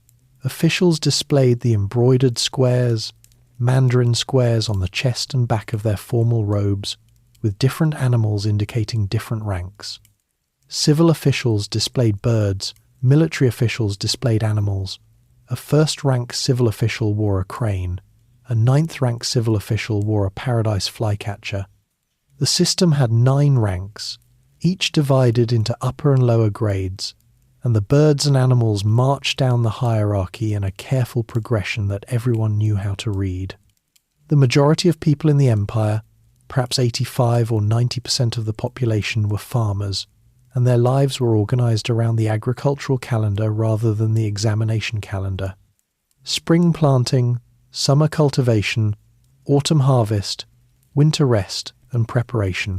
The staple crops varied by region: rice in the wet south, wheat and millet in the drier north, sorghum in the northeast. By the mid-18th century, the American crops that had entered China through trade networks, sweet potatoes, maize, peanuts, were becoming increasingly important, particularly in the hillside and marginal lands that traditional wet rice agriculture could not support. These new crops fed the population growth that was both the dynasty's success and its emerging problem. A farming family in, say, Hunan province in 1770 would have lived in a village of perhaps a few hundred people, worked land. They owned outright, or more commonly, rented from a landlord family in exchange for a share of the harvest. The house would have been modest, the furniture basic, the diet built on rice and vegetables with pork reserved for festivals and significant occasions. Tea, grown widely in the southern provinces, was consumed at every level of society, though the quality varied enormously between the pressed brick tea of the rural poor and the fine loose-leaf varieties that graced the tables of gentry households. Urban life offered a different texture entirely. In a large city like Suzhou, Hangzhou, or Beijing itself, markets opened before sunrise and filled with merchants selling vegetables, fish, cloth, medicines, cookware, and the hundreds of small goods that city life required. Tea houses served as the social infrastructure of urban neighbourhoods, places where men gathered through the morning hours to drink tea, discuss business, share gossip, listen to a storyteller, or simply watch the street traffic and comment on it. Noodle shops and dumpling stalls served quick meals to people moving through the commercial districts. Travelling vendors carried their goods through the hutong alleyways, announcing their wares with particular calls and sounds that residents of a neighbourhood learned to identify without looking up. Religious life was woven through all of this without sharp boundaries. Buddhist temples were common features of both urban and rural landscapes, and the major festivals of the Buddhist calendar drew significant participation from people who might not have considered themselves strictly Buddhist in any doctrinal sense. Taoist practitioners offered services ranging from ritual healing to the maintenance of local earth gods and city gods that Chinese communities had venerated for centuries. Confucianism, as an official system, shaped the structure of governance and the aspirations of the educated class. But it was the popular religious landscape, the temples, the festivals, the local deities tied to specific mountains and rivers that structured the spiritual life of most ordinary people. The food served at an imperial banquet during this period would have been recognizable in its general outline, but extraordinary in its scale. Court cuisine drew on traditions from across the empire: Manchu preparations of game and preserved meats, Han Chinese culinary techniques refined over centuries, ingredients arriving from every corner of the territory. The imperial kitchen operated on a budget and with a staff that most people could not have imagined, producing elaborate meals of many courses for a court that had long since elevated eating from nutrition to ceremony. Ordinary households ate simply and well when harvests were good, and simply and poorly when they were not. The contrast between these worlds, the elaborate court, the merchant city, the farming village, was vast, but they were connected by the same administrative system, the same calendar of festivals, the same examination pathways that allowed a talented boy from a rural family to study his way over decades into a position in the imperial bureaucracy. That possibility, however unlikely it was for any specific individual, gave the system a coherent logic that reached from the Forbidden City down to the smallest village, and it was one of the reasons the Qing Dynasty, at its peak, felt to the people living inside it like a world complete in itself, the weight of 100 million extra people. The Qing Emperor took effective control of the Qing government in 1799, when his father, the Qianlong Emperor, died at the age of 87. One of his first official acts was the arrest of He Shen, the powerful favourite who had operated at the centre of the late Qianlong court for more than 2 decades. The investigation of He Shen's accumulated holdings produced results that impressed even officials accustomed to the creative financial management of the imperial bureaucracy. Among the items catalogued in his various properties were quantities of gold and silver that took considerable time to count, jade collections of extraordinary scale, real estate holdings spread across multiple provinces, and a private stash of ginseng so large that it would have taken a reasonably dedicated person several lifetimes to consume. He was given the option of suicide, which he took, and much of what he had accumulated was returned to the imperial treasury. The Qing Emperor called it the recovered fruit of corruption.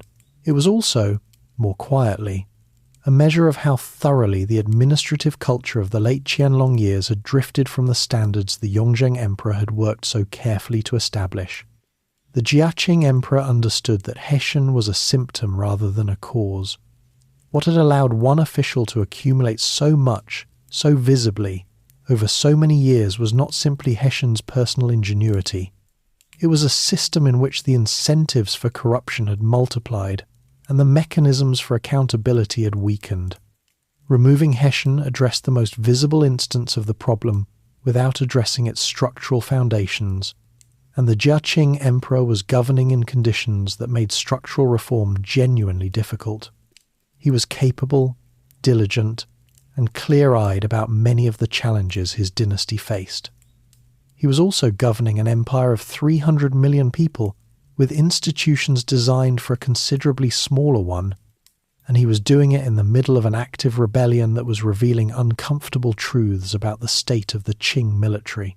The White Lotus Rebellion had begun in 1796, in the border regions where the provinces of Hubei, Shaanxi, and Sichuan met mountainous, remote territory where government administration had always been thinner than it was in the densely settled lowlands.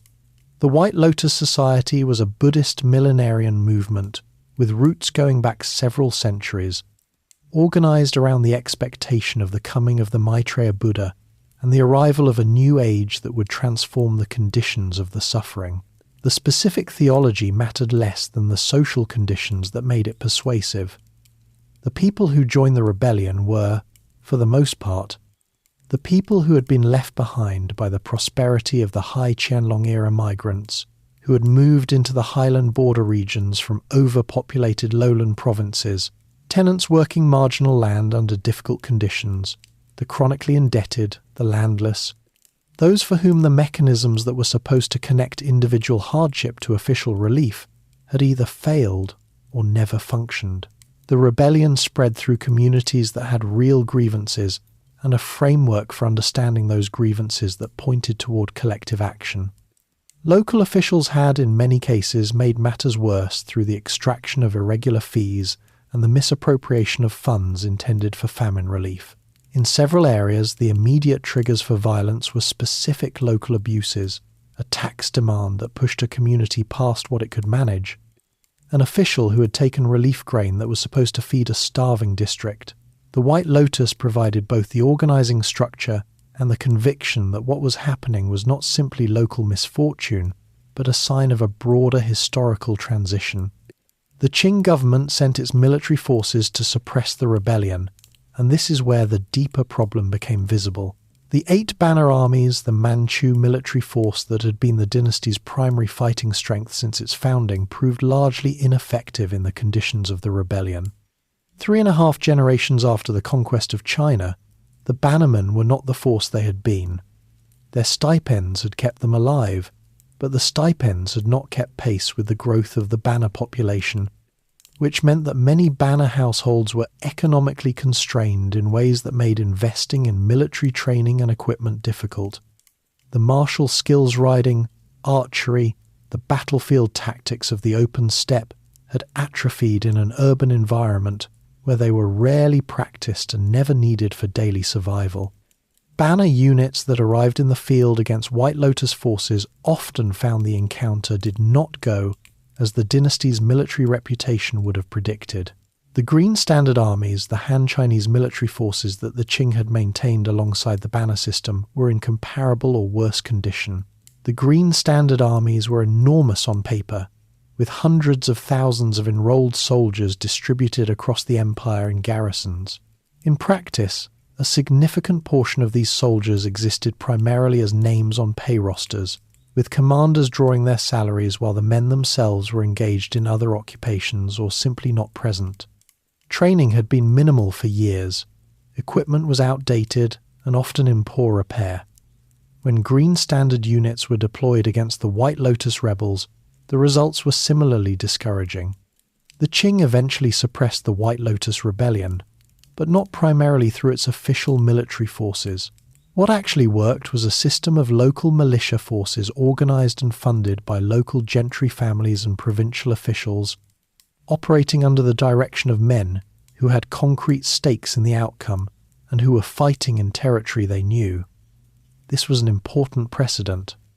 It demonstrated that the dynasty's central military apparatus had lost the capacity to handle a large internal rebellion on its own, and that effective force had to be built locally by people who were not part of the official military structure. The implications of this would become much more significant when the rebellions of the mid-19th century arrived.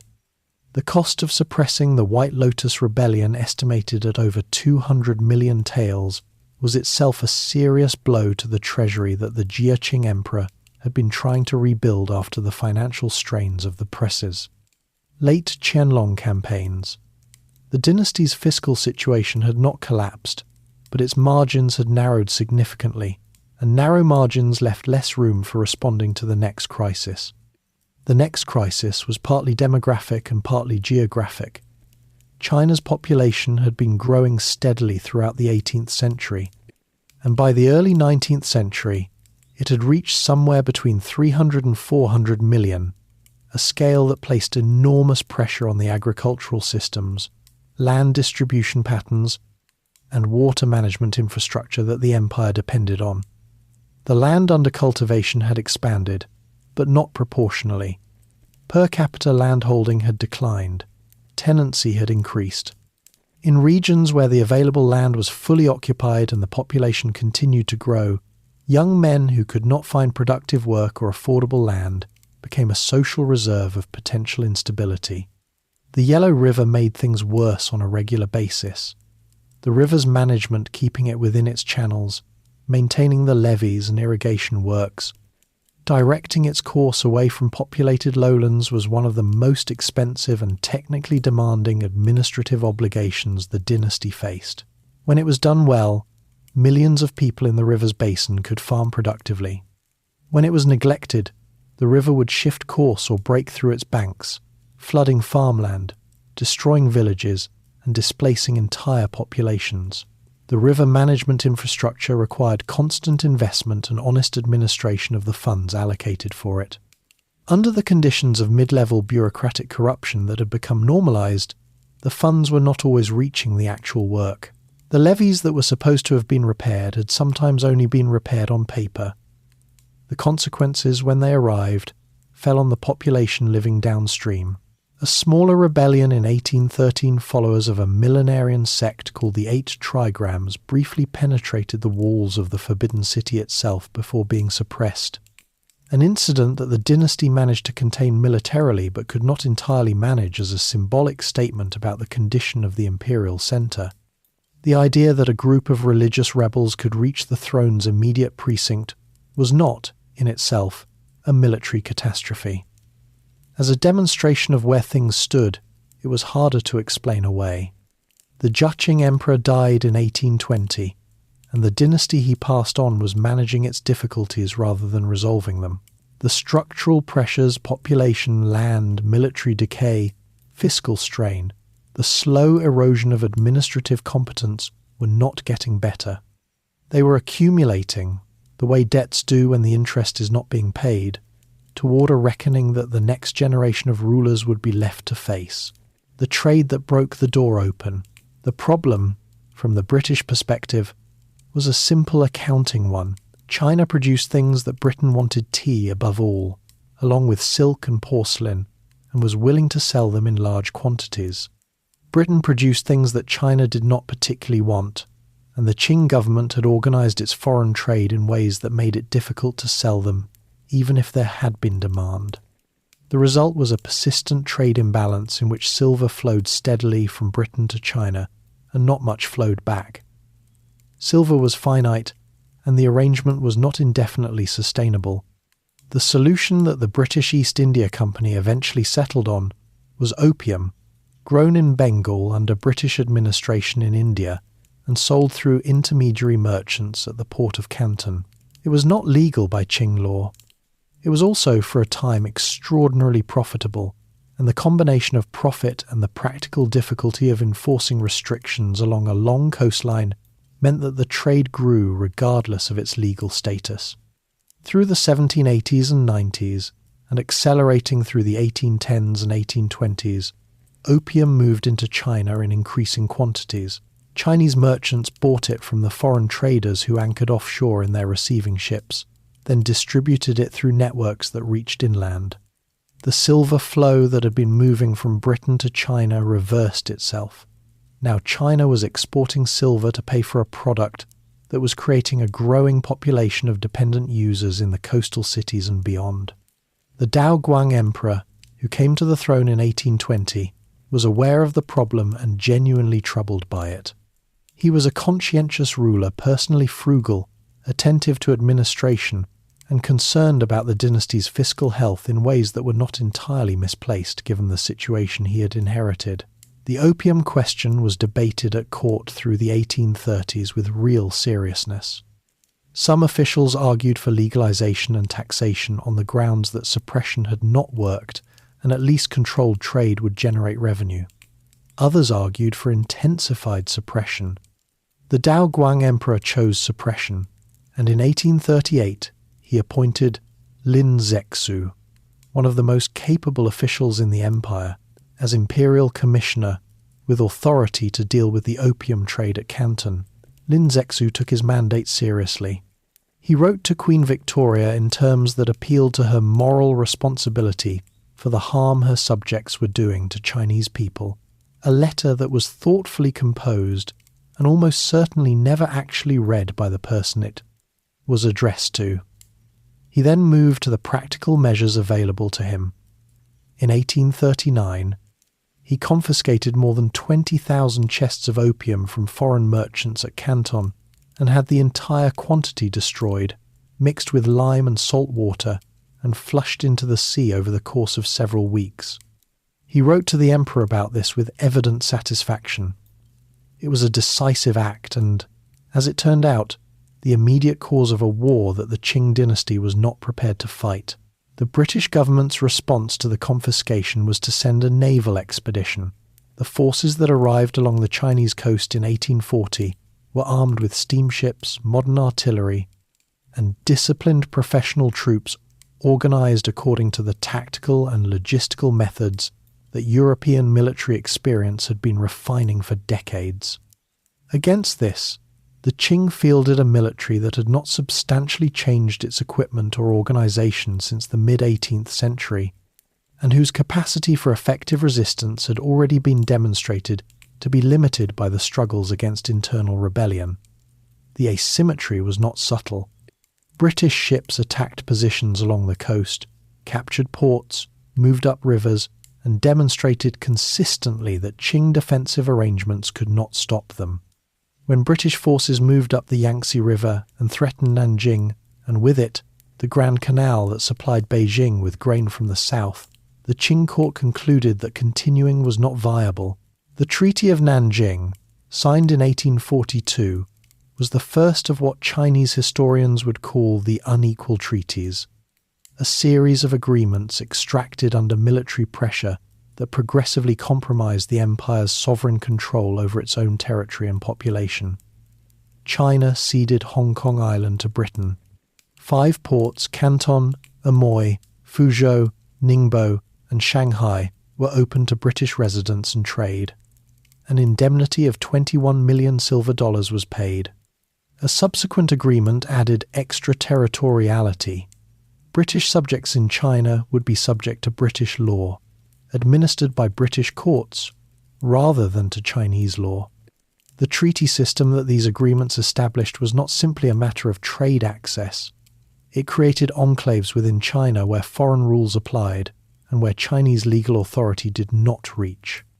Over the following years, other powers, France, the United States, Russia, obtained similar privileges through their own agreements, extending the system broadly.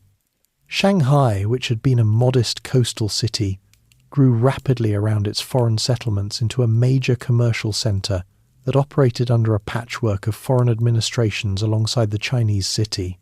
The Second Opium War began in 1856, over an incident involving a vessel called the Arrow, a boat registered under British flag that Chinese authorities boarded and searched, hauling down the British flag in the process. The British used this as the basis for a new military campaign joined by France, whose participation was motivated partly by the execution of a French missionary in the Chinese interior. The combined British and French force captured Canton, then moved north, taking the forts at the mouth of the Tianjin River and forcing negotiations that produced the Treaty of Tianjin in 1858. Those negotiations opened additional ports, permitted foreign diplomats to reside permanently in Beijing, allowed Christian missionaries to travel and proselytize throughout the empire, and formally legalized the opium trade. When British forces subsequently attempted to proceed upriver to ratify the treaty, Chinese resistance at the Taku forts managed to repulse them, one of the rare successful defensive actions of the period, which the British interpreted as a breach of the agreement and a cause for resuming hostilities. The campaign of 1860 pushed British and French forces overland toward Beijing. The Qianlong Emperor, who had succeeded the Yongzheng Emperor in 1850, fled north to the imperial retreat at Rehe in Manchuria, leaving his brother Prince Gong to negotiate. Before the negotiations concluded, a group of British and French envoys operating under a flag of truce was detained by Qing forces, and several were tortured and killed. The British commander, Lord Elgin, ordered the destruction of the Yuan Ming Yuan, the old summer palace, as a collective punishment. The burning took 2 days. The Yuan Ming Yuan was the most elaborate garden palace the Qing had constructed, expanded across multiple reigns into a complex of lakes, pavilions, and landscaped grounds that housed an extraordinary collection of art, clocks, jade, and cultural objects assembled over more than a century. The British and French had already looted it before the burning order was given. What the fire destroyed was the physical fabric of a place that had represented the Qing court's aesthetic ambitions at their most expansive. Prince Gong, watching the smoke from the city, signed the Convention of Peking shortly afterward. Britain received Kowloon, added to Hong Kong. Russia, which had been involved in the diplomacy without participating in the fighting, received an enormous stretch of territory in the northeast, the region around the Amur River, through its own treaty. The Qianlong Emperor died at Rehe in 1861, 30 years old, having governed through the 2 Opium Wars, the early stages of the Taiping Rebellion, and the burning of a palace his ancestors had spent a century building. He left behind an infant son, and a court in which real power was about to shift in a direction that nobody had quite planned for. What the Opium Wars had demonstrated, beyond the specific military and diplomatic outcomes, was that the Qing Dynasty could not protect its own territory against determined foreign military pressure. The asymmetry between what China had and what the industrializing powers of Europe were developing in terms of military technology, naval capacity, and economic output was not a temporary gap that better administration could close. It was a structural condition that would define the dynasty's external situation for the rest of its existence, and that its court would spend decades trying to understand and respond to, with mixed success and very little time to spare. The Heavenly Kingdom, Hong Shu Quan, had failed the Imperial Civil Service examination 4 times. The 4th failure, in 1843, was followed by a mental and physical collapse, during which he experienced a series of visions that he later interpreted through the lens of a Christian missionary pamphlet he had received years earlier and largely forgotten. When he emerged from the crisis, he had arrived at a conclusion that was, by any measure, a significant departure from conventional Confucian self-understanding. He believed himself to be the younger brother of Jesus Christ, sent to China by God the Father to purge the land of demons, a category that specifically included the Manchu rulers of the Qing Dynasty, and establish the heavenly kingdom of great peace. This was not the background from which dynasties typically arose, but the mid-19th century in Guangdong and Guangxi provinces was a period of unusual social stress. The coastline around Canton had been disrupted by the aftermath of the First Opium War, which had shifted trade patterns and displaced workers connected to the old Canton trade system. The interior of Guangxi was heavily settled by Hakka communities, a distinct ethnic and cultural group that had long-standing tensions with the local Cantonese population, and these communities had real grievances about land, economic access, and the social hierarchies that constrained them. Hong Shu Quan's God-worshipping society drew from this population with remarkable speed. The combination of religious conviction, ethnic solidarity, economic desperation and resentment of the existing order gave the movement a cohesion that conventional banditry did not. The Taiping Heavenly Kingdom, Taiping Tianguo, was formally declared in 1851 in Guangxi. Within 2 years, its forces had moved north and east through the Yangtze Valley in a campaign that demonstrated military capacity of a scale that the Qing had not seen from an internal threat since the White Lotus Rebellion. In 1853, the Taiping captured Nanjing, one of the largest and most historically significant cities in China, renamed it Tianjin, the Heavenly Capital, and established it as the seat of their government. The movement at this point controlled a substantial stretch of southern and central China and had its own administrative apparatus, currency, legal code, and military organization. The Taiping ideology was a hybrid of elements that would not obviously have fit together, but that served specific political and social purposes. The Christian framework gave the movement a universalizing claim and a basis for rejecting Confucian hierarchy, including, notably, the civil service examination system that had failed Hong Xiuquan personally and excluded a large portion of the population institutionally. The movement banned opium, gambling, alcohol, foot binding, and prostitution, and promoted a version of gender relations that was more equitable than anything the Confucian order offered. Land, in theory, was to be distributed equally. These were positions with broad appeal among people who had been shut out of the existing system. What the Taiping ideology also did was alienate the Confucian gentry, the educated property-owning class that had been the social backbone of Chinese provincial governance for centuries. The movement's iconoclasm, its destruction of Confucian temples, Buddhist images, and the material fabric of the old religious landscape, was not incidental. It was central to the project of replacing the old order with the new, but it meant that the class of people best positioned to provide administrative capacity and local governance were deeply hostile to the Taiping cause, regardless of whatever reservations they might have about the Qing dynasty. The Qing military response followed the same pattern that had been established against the White Lotus Rebellion.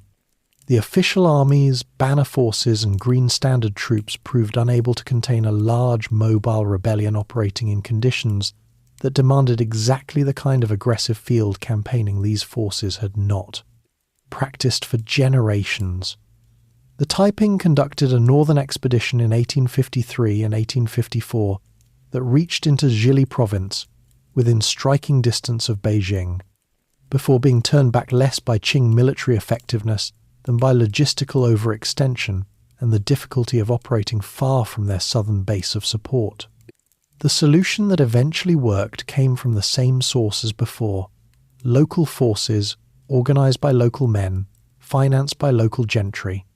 A Hunanese scholar official named Zheng Guofan built an army from his home province. The Xiang army organized differently from the official military structure, trained more effectively, paid more reliably, and motivated by loyalty to Zheng personally and to the Confucian values that the Taiping were threatening to eradicate. Zheng Guofan was not a military man by background. He was a classically educated bureaucrat who applied the same systematic attention to building an army that others applied to drafting memorials.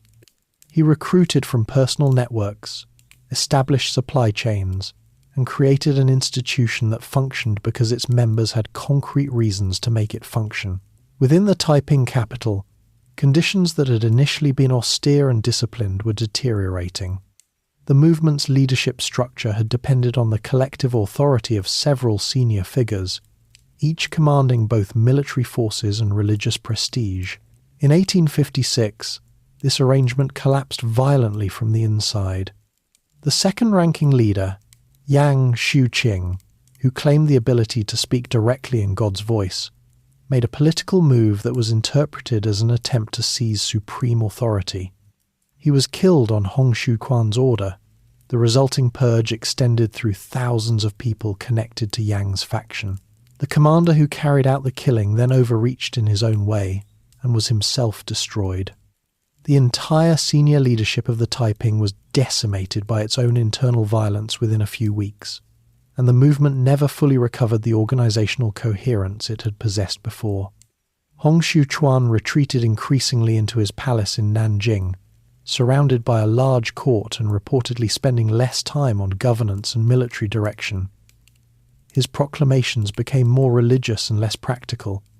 The Heavenly Kingdom continued fighting for nearly another decade, but the combination of internal fragmentation and external pressure, Zheng Guofan's Xiang army, Li Hongjiang's Anhui army, and eventually a foreign-officered force called the Ever-Victorious Army, operating in the Yangtze Delta, steadily compressed its territory. The foreign powers had initially declared neutrality in the conflict, but as the 1860s progressed, their interests, particularly the protection of the treaty ports and the trade they depended on, aligned them more closely with the Qing. A Qing government that was struggling but recognizable was more useful than a Taiping replacement that was theologically idiosyncratic, economically disruptive, and unpredictable in its attitudes toward foreign commerce. The ever-victorious army, commanded first by Frederick Townsend Ward, an American, and later by Charles Gordon, a British officer who became known in the press as Chinese Gordon, operated in coordination with Qing forces around Shanghai and the surrounding region with considerable effect. Nanjing fell to Zheng Guofan's forces in July of 1864. Hong Xiuquan had died shortly before, probably from illness, possibly from eating weeds during the final siege when food ran short. His son briefly claimed succession, but the leadership was gone and the capital was gone, and within weeks the rebellion was effectively over, though scattered fighting continued in various regions for several more years. The death toll was catastrophic by any measure. Estimates range from 20 million to 30 million dead, accounting for combat casualties, the massacres that accompanied the recapture of cities, famine, and disease across a region that had been at war for more than a decade. The Yangtze Delta, one of the most productive agricultural regions in China, was devastated. Cities that had been large and prosperous were reduced to a fraction of their populations. The recovery took generations. The dynasty had survived, but the terms of its survival were significant. The forces that had actually defeated the Taiping were not the Qing's central military apparatus. They were regional armies commanded by provincial gentry, financed locally, loyal primarily to their commanders. Zheng Guofan controlled the most powerful military force in China at the war's end, and he and his associates Li Hongjiang, Zhuo Zongtang, and others would dominate Chinese governance for the decades that followed. The centre had saved itself by empowering the regions, which was not a dynamic that was easy to reverse once established.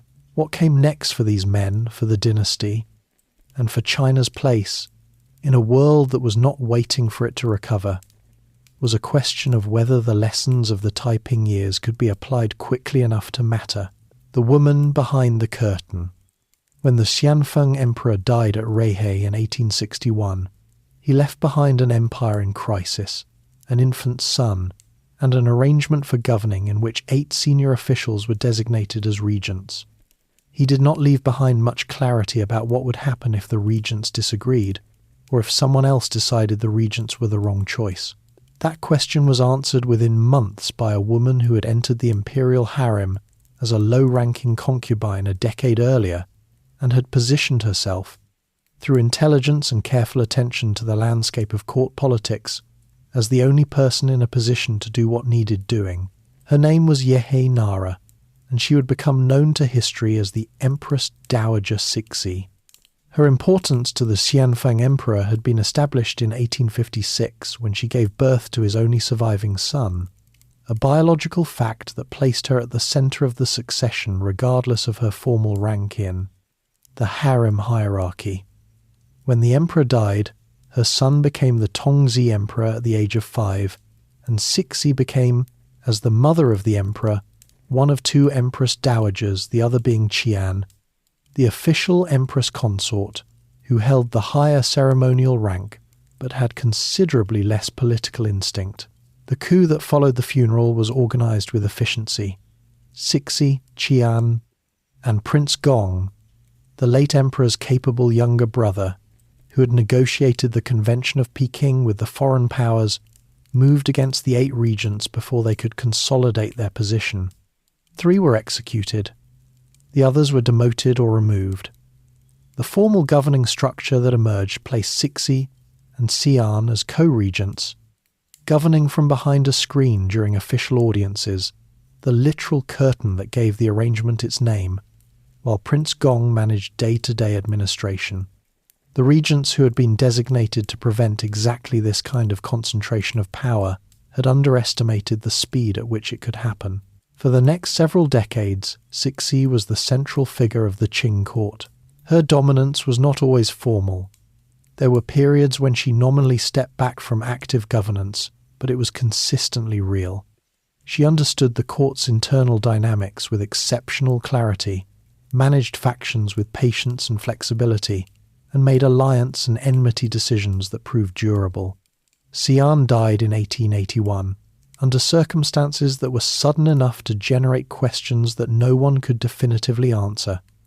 After that, Cixi governed without a co-regent. The Tongji Emperor came of age in the early 1870s and began asserting more personal control. He died in 1875, at 18 years old, officially from smallpox and without an heir. The succession that followed was immediately controversial. Cixi selected her sister's son, a child of 3 years named Zaitian, as the new emperor, who took the reign name Guangxu. The selection was problematic by the rules of dynastic succession, since Zaitian was of the same generation as Tongji, rather than the next generation, meaning that Tongji's line had ended without continuation. It was also transparent in its political logic. A 3-year-old emperor meant continued regency, which meant continued governing authority for the person doing the selecting. The Confucian officials who objected to the succession's irregularity made their objections known in memorials that were noted and not acted upon. While the court managed its internal arrangements, the men who had built the regional armies that defeated the Taiping were attempting something more externally directed. Li Hongjiang, Zheng Guofan's most important protégé, had become the dominant figure in Chinese regional governance and was the primary architect of what came to be called the self-strengthening movement, a sustained effort to modernize China's military and industrial capacity, using Western technology and organizational methods while leaving the political and social order intact. The movement established arsenals, shipyards, telegraph networks, and eventually railways. It founded schools that taught Western science and languages alongside the classical curriculum. It built the Beiyang Fleet, the Northern Fleet, which by the 1880s was the largest naval force in Asia by tonnage. The underlying logic of the self-strengthening movement was captured in a phrase its advocates used: Chinese learning as the essence, Western learning for practical use. The idea was that the technology could be adopted without adopting the political and social systems that had produced it, that you could take the guns and the ships and the telegraphs and graft them onto a Confucian imperial structure that would remain fundamentally unchanged.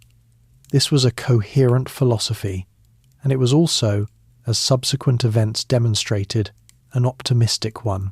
The technology and the institutions that produced it were not entirely separable, and grafting modern military equipment onto an unreformed bureaucracy and an untrained officer corps produced something that looked modern from a distance but functioned less impressively under actual conditions.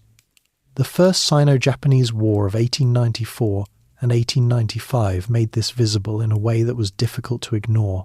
Japan, which had undergone the Meiji Restoration in 1868 and had restructured its governmental, military, and economic systems far more comprehensively than China's self-strengthening reforms had done, went to war with China over Korea, a Qing tributary state that Japan intended to bring within its own sphere of influence. The Beiyang Fleet, which had been maintained carefully and expensively for a decade, was destroyed first at the Battle of the Yalu River, then at Weihai Wei, where the surviving ships were sunk in harbour. Li Hongjiang, who had spent 20 years building this force, negotiated the peace settlement. The Treaty of Shimonoseki in 1895 was among the most painful agreements in Qing history. China ceded Taiwan and the Liaodong Peninsula to Japan, recognized Korean independence, paid a massive indemnity, and opened additional ports. The loss to Japan, not a Western power but an Asian neighbour that had been regarded as considerably less formidable within living memory, shook the educated class and the reforming faction at the court with particular force. If a country that had been in a comparable position to China 40 years earlier could defeat China in open war after 4 decades of more thorough modernization, the question of what China needed to do became considerably more urgent. The Guangxu Emperor, now in his mid-20s and increasingly aware of the dynasty's situation, came under the influence of a group of reformers led by a scholar named Kangxi. Beginning in June of 1898, he issued a rapid series of reform edicts, restructuring the examination system, establishing modern schools and universities, reorganizing government ministries, reforming the military at a pace that reflected both the genuine urgency of the situation and a certain impracticality about how quickly institutions could actually be changed.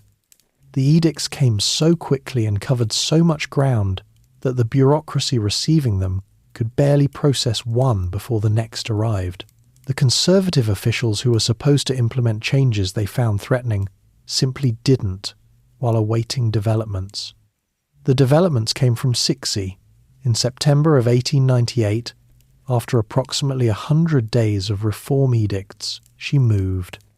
The Guangxu Emperor was placed under house arrest on an island within the imperial garden complex, where he would remain for the rest of his life.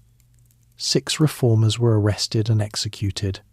Kangxi and Liang Qichao escaped to Japan. Cixi resumed formal control and reversed most of the edicts. The 100 Days Reform, as it became known, was over. The reformers who had survived went into exile and continued writing and organizing from outside China. The Guangxu Emperor remained in his island residence within the imperial compound, close enough to the center of power to be a reminder of what had almost changed, and far enough from it to be politically irrelevant. He was 37 years old and had, effectively, the rest of his life ahead of him. Cixi, 62 and in reasonable health, had no particular plans to relinquish the position she had held for nearly 4 decades. The scramble for concessions that followed the Sino-Japanese War had meanwhile given every major power with Pacific interests a piece of Chinese territory under some form of lease or concession. Germany at Jiaozhou Bay, Russia at Port Arthur, Britain extending Hong Kong and holding Weihai Wei, France at Guangzhou Bay. The map of China's coastline, by 1899, was dotted with zones where Chinese sovereignty operated only nominally or not at all. The sum of the world came to Beijing. The movement that Westerners called the Boxers emerged from the villages of Shandong province in the late 1890s, driven by a combination of economic displacement, accumulated resentment of foreign influence, and the particular social conditions that drought and flooding created in a region that was already under pressure. The Yihituan, the Society of Righteous and Harmonious Fists, practiced a form of martial arts combined with spiritual rituals that its members believed conferred protection from bullets.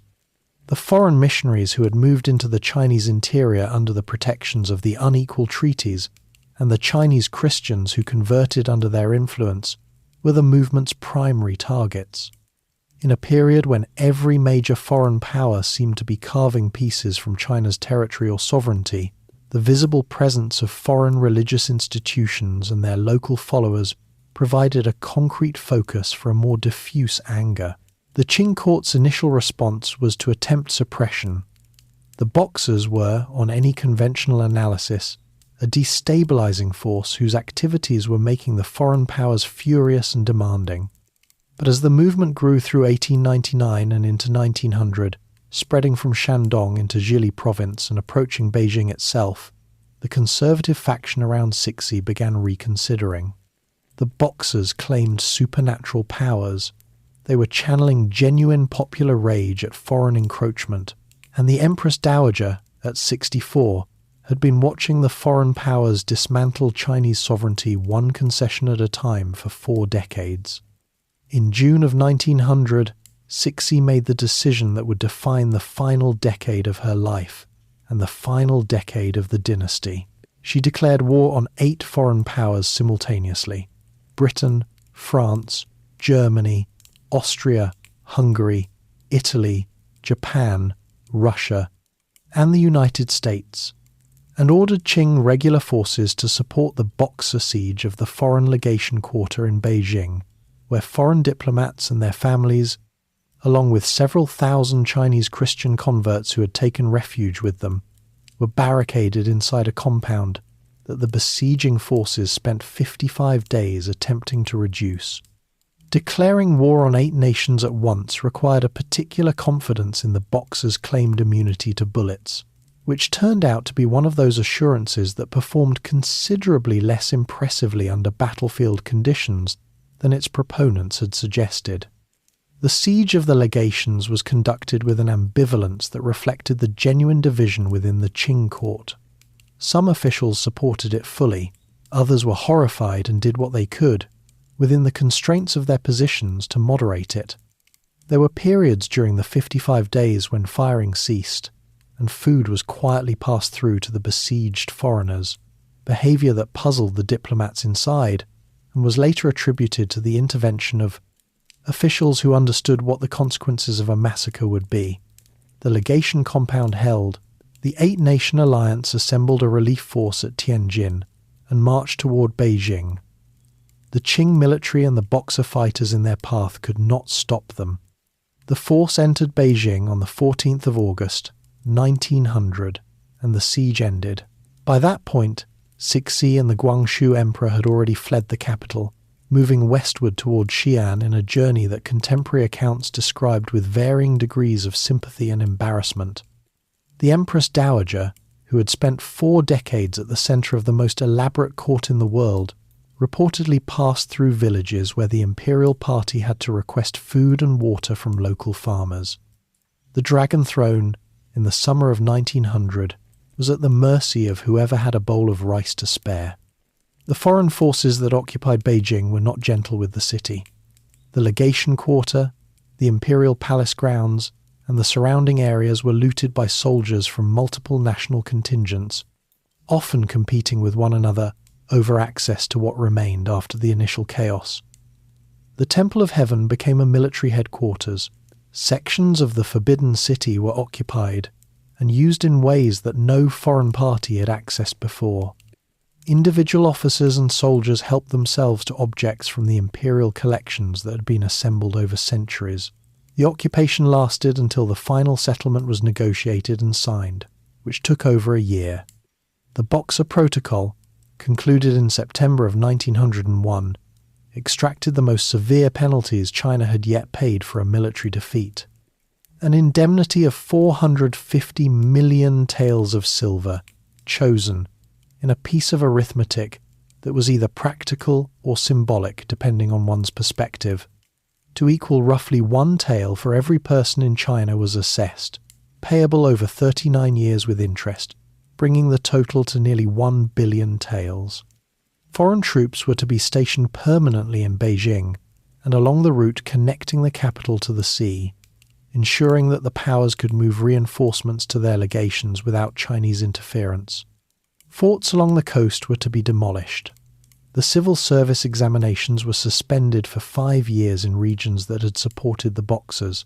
The officials most closely associated with supporting the movement were to be executed or demoted. Li Hongzhang, who had spent the previous 3 decades as the dynasty's primary diplomat and the architect of its modernization efforts, negotiated the settlement. He signed the protocol in September of 1901 and died the following month at the age of 78. His death removed the last of the generation of officials who had managed China's external relations since the Taiping era. Men who had worked within impossible constraints and sometimes achieved remarkable things and sometimes failed catastrophically, and had in either case kept the dynasty functional. There was no obvious replacement for what he had represented. Cixi returned to Beijing in January of 1901, before the protocol was signed, travelling by imperial train on the newly built railway line, a technology she had previously opposed. The return journey was considerably more comfortable than the flight. She presided over the negotiations that produced the final settlement and then, in a turn that impressed observers with its political flexibility if not its consistency, launched the most sweeping reform program the dynasty had ever attempted. The new policies Yongzheng that Cixi announced and implemented between 1901 and her death in 1908 were, in their particulars, essentially the same reforms she had suppressed in 1898, for which 6 men had been executed and the Qangxi Emperor had been placed under house arrest. The events of 1900 had, it appeared, been persuasive in ways that Kang Yue's memorials had not. The traditional civil service examination system, which had organized Chinese intellectual and official life for 1300 years, since the Sui dynasty was abolished in 1905. Students were sent abroad to study in Japan, the United States, and Europe. A constitutional commission was established and sent abroad to study foreign governmental models. A new modern army, the Beiyang Army, was built under a capable officer named Yuan Shikai. Promises were made of constitutional governance within a defined time frame. The reforms were real. They were also, by the time they were implemented, arriving into a situation that had moved beyond the point where they could stabilize.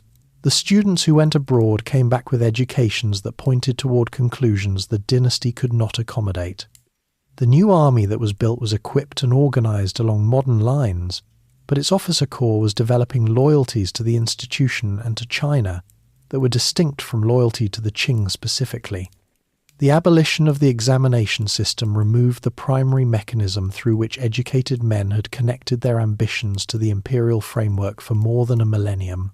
The people who might have been examination candidates were now studying in Tokyo and Shanghai and finding different frameworks for thinking about China's future. The Qangxi Emperor died on the 14th of November, 1908. Cixi died the following day. The proximity of the two deaths generated immediate speculation. The emperor was 37 years old. Cixi was 72, and forensic analysis conducted a century later found elevated levels of arsenic in the Qangxi Emperor's remains, consistent with poisoning. Whether Cixi arranged it, or someone acting on her behalf anticipated what would happen after her death and acted accordingly, is a question that the surviving evidence does not definitively resolve.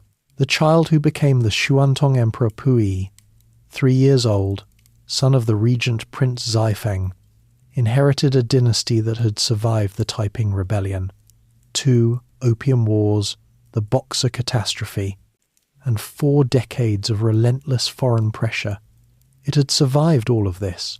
What it faced now was something it had less experience with, the organized, coherent political movement that was arguing not that the Qing should reform, but that the Qing should end.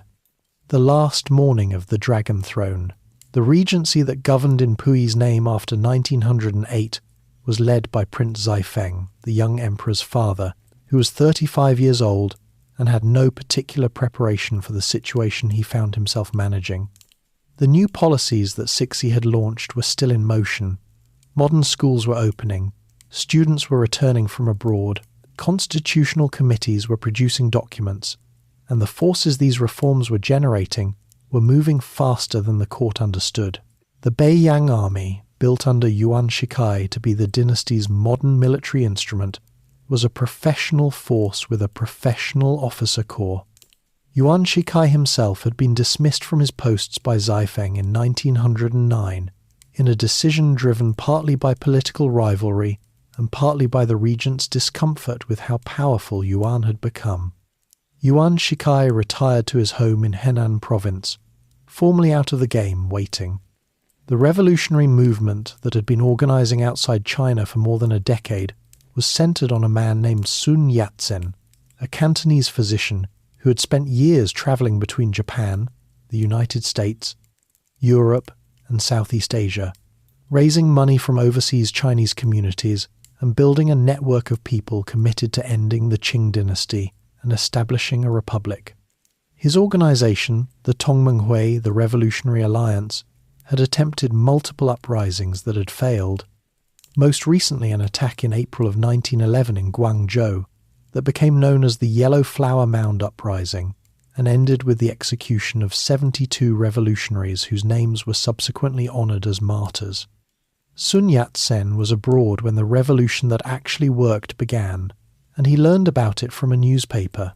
The Wuchang Uprising of October 10th, 1911, was not exactly planned in the form it took.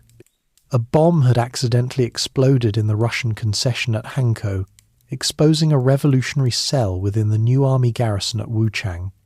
The men involved faced arrest and likely execution if they waited. So on the night of October 10th, they did not wait. They mutinied, captured the garrison, and by morning controlled the city. The garrison commander fled. The local revolutionary organization found itself holding a city it had not quite expected to hold that evening. What happened next was remarkable in its speed. Province after province declared independence from the Qing over the following weeks. The governors and officials who made these declarations were a varied group. Some were committed revolutionaries, others were provincial leaders who read the situation and calculated where things were going. Others were military officers who saw an opportunity in the chaos. 15 of the 24 provinces had separated from the Qing within 2 months of the Wuchang uprising. The dynasty was not being defeated in a single decisive confrontation. It was dissolving, piece by piece, as the institutions and loyalties that had held it together came apart under pressure that had been building for decades. The court in Beijing recognized that it needed Yuan Shikai. There was no other option. The Beiyang army was the only force capable of serious military action, and the Beiyang army's loyalty ran through Yuan. He was brought back from Henan, given command and then the position of prime minister, and sent to deal with the situation. Yuan Shikai dealt with it in his own way, which involved negotiating simultaneously with the Qing court and with the revolutionary leadership, managing both sides toward an outcome that served his own assessment of where China's future lay.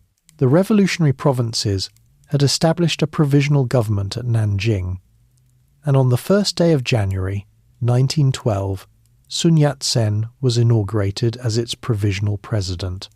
He had returned from abroad upon hearing of the uprising's success and arrived to find a revolutionary coalition that was more fractious and less organized than the political moment required. Sun Yat-sen was the movement's symbolic center, but he commanded no army. Yuan Shikai commanded the only army that mattered. The negotiation between these two realities produced an agreement. If Yuan could bring about the peaceful abdication of the Qing, Sun Yat-sen would step down as provisional president, and Yuan would take the position, unifying the country under a republican government rather than continued civil war. The woman who signed the abdication was Long Yu, the Empress Dowager widow of the Guangxu Emperor, not of biological connection to Puyi, but serving in the role of Empress Dowager to the reigning emperor. She had been elevated to this position upon Puyi's accession, and now found herself holding the document that would end it. She reportedly wept during the discussions about abdication, and the officials around her spent several days trying to make the choice feel less like surrender. There was talk of fighting, of moving the court north to Manchuria, of the possibility that military resistance could reverse what seemed inevitable. Yuan Shikai's assessment of these possibilities was not encouraging. On the 12th of February, 1912, the abdication edict was issued in Puyi's name. He was 6 years old and was not present at the formal proceedings. The document transferred sovereignty to the Republic of China and brought to a close the Qing dynasty's 268 years of rule, and with it, the Chinese imperial system that stretched back, with various interruptions and transitions, more than 2,000 years to the unification of China under the Qin dynasty in 221 BC. The articles of favourable treatment that accompanied the abdication were negotiated carefully. The imperial family would retain the imperial title. They would receive an annual stipend of 4 million taels. They would continue to live in the Forbidden City. The imperial tombs would be maintained. Private property belonging to the imperial family would be respected. These terms made the transition appear gentler than it was a recognition that even a dynasty ending its rule could extract better terms if the alternative was prolonged resistance. Puyi continued to live inside the Forbidden City, surrounded by the court apparatus and the eunuchs and the ceremonies, for another 12 years, until 1924, when a warlord named Feng Yuxiang sent soldiers to the gate and told him to leave. The republic that replaced the dynasty did not produce the stability its architects had hoped for. Yuan Shikai, once in power, moved steadily toward personal dictatorship, and in 1915 attempted to have himself declared emperor of a new dynasty. He died in 1916 before the plan could be realized, and his death ushered in a decade of warlordism, during which the central government in Beijing controlled very little outside the city itself, and the country fragmented into regional power centers commanded by military men with their own armies and their own arrangements. It was, in some respects, a return to the kind of fractured landscape that had preceded the Qing's rise, though the context was entirely different, and the forces at play were shaped by a century of encounters with the wider world that the Jurchens of the past 1500s could not have imagined. Puyi's subsequent life traced a path that no guide to dynastic succession had ever mapped. He spent his post-Forbidden City years first in the Japanese concession in Tianjin, then in Manchuria, where Japan established the puppet state of Manchukuo in 1932 and installed him as its emperor, a formal title governing nothing he controlled, administered by Japanese officials he could not remove. He spent years after the Second World War as a prisoner first of the Soviet Union, then of the People's Republic of China, undergoing the political education that the new government required of former class enemies. He ended his life working as a gardener at the Beijing Botanical Garden, a quiet man in a city that had once organized its entire ceremonial life around him, dying in 1967 during the Cultural Revolution that was dismantling what remained of the old China he had been born into. The dynasty that had begun in the forests of Manchuria with a young man and 13 suits of armor, that had crossed the Great Wall and governed the largest country on earth for more than 2.5 centuries, ended in a document signed by a woman on behalf of a child who was not in the room. No battle, no burning palace. A piece of paper, a quiet morning, and the practical business of arranging the terms. The Qing had given China its greatest territorial extent, its most sustained period of 18th century prosperity, and through the humiliations and crises of its final decades, the accumulated pressure that eventually produced a different kind of country entirely. It is remembered in China with a complicated mixture of pride and pain, which is perhaps the appropriate response to a dynasty that was both extraordinary and, in the end, unable to survive the world that was arriving. If you are still awake at this point, that is genuinely impressive, and also perhaps something to reflect on.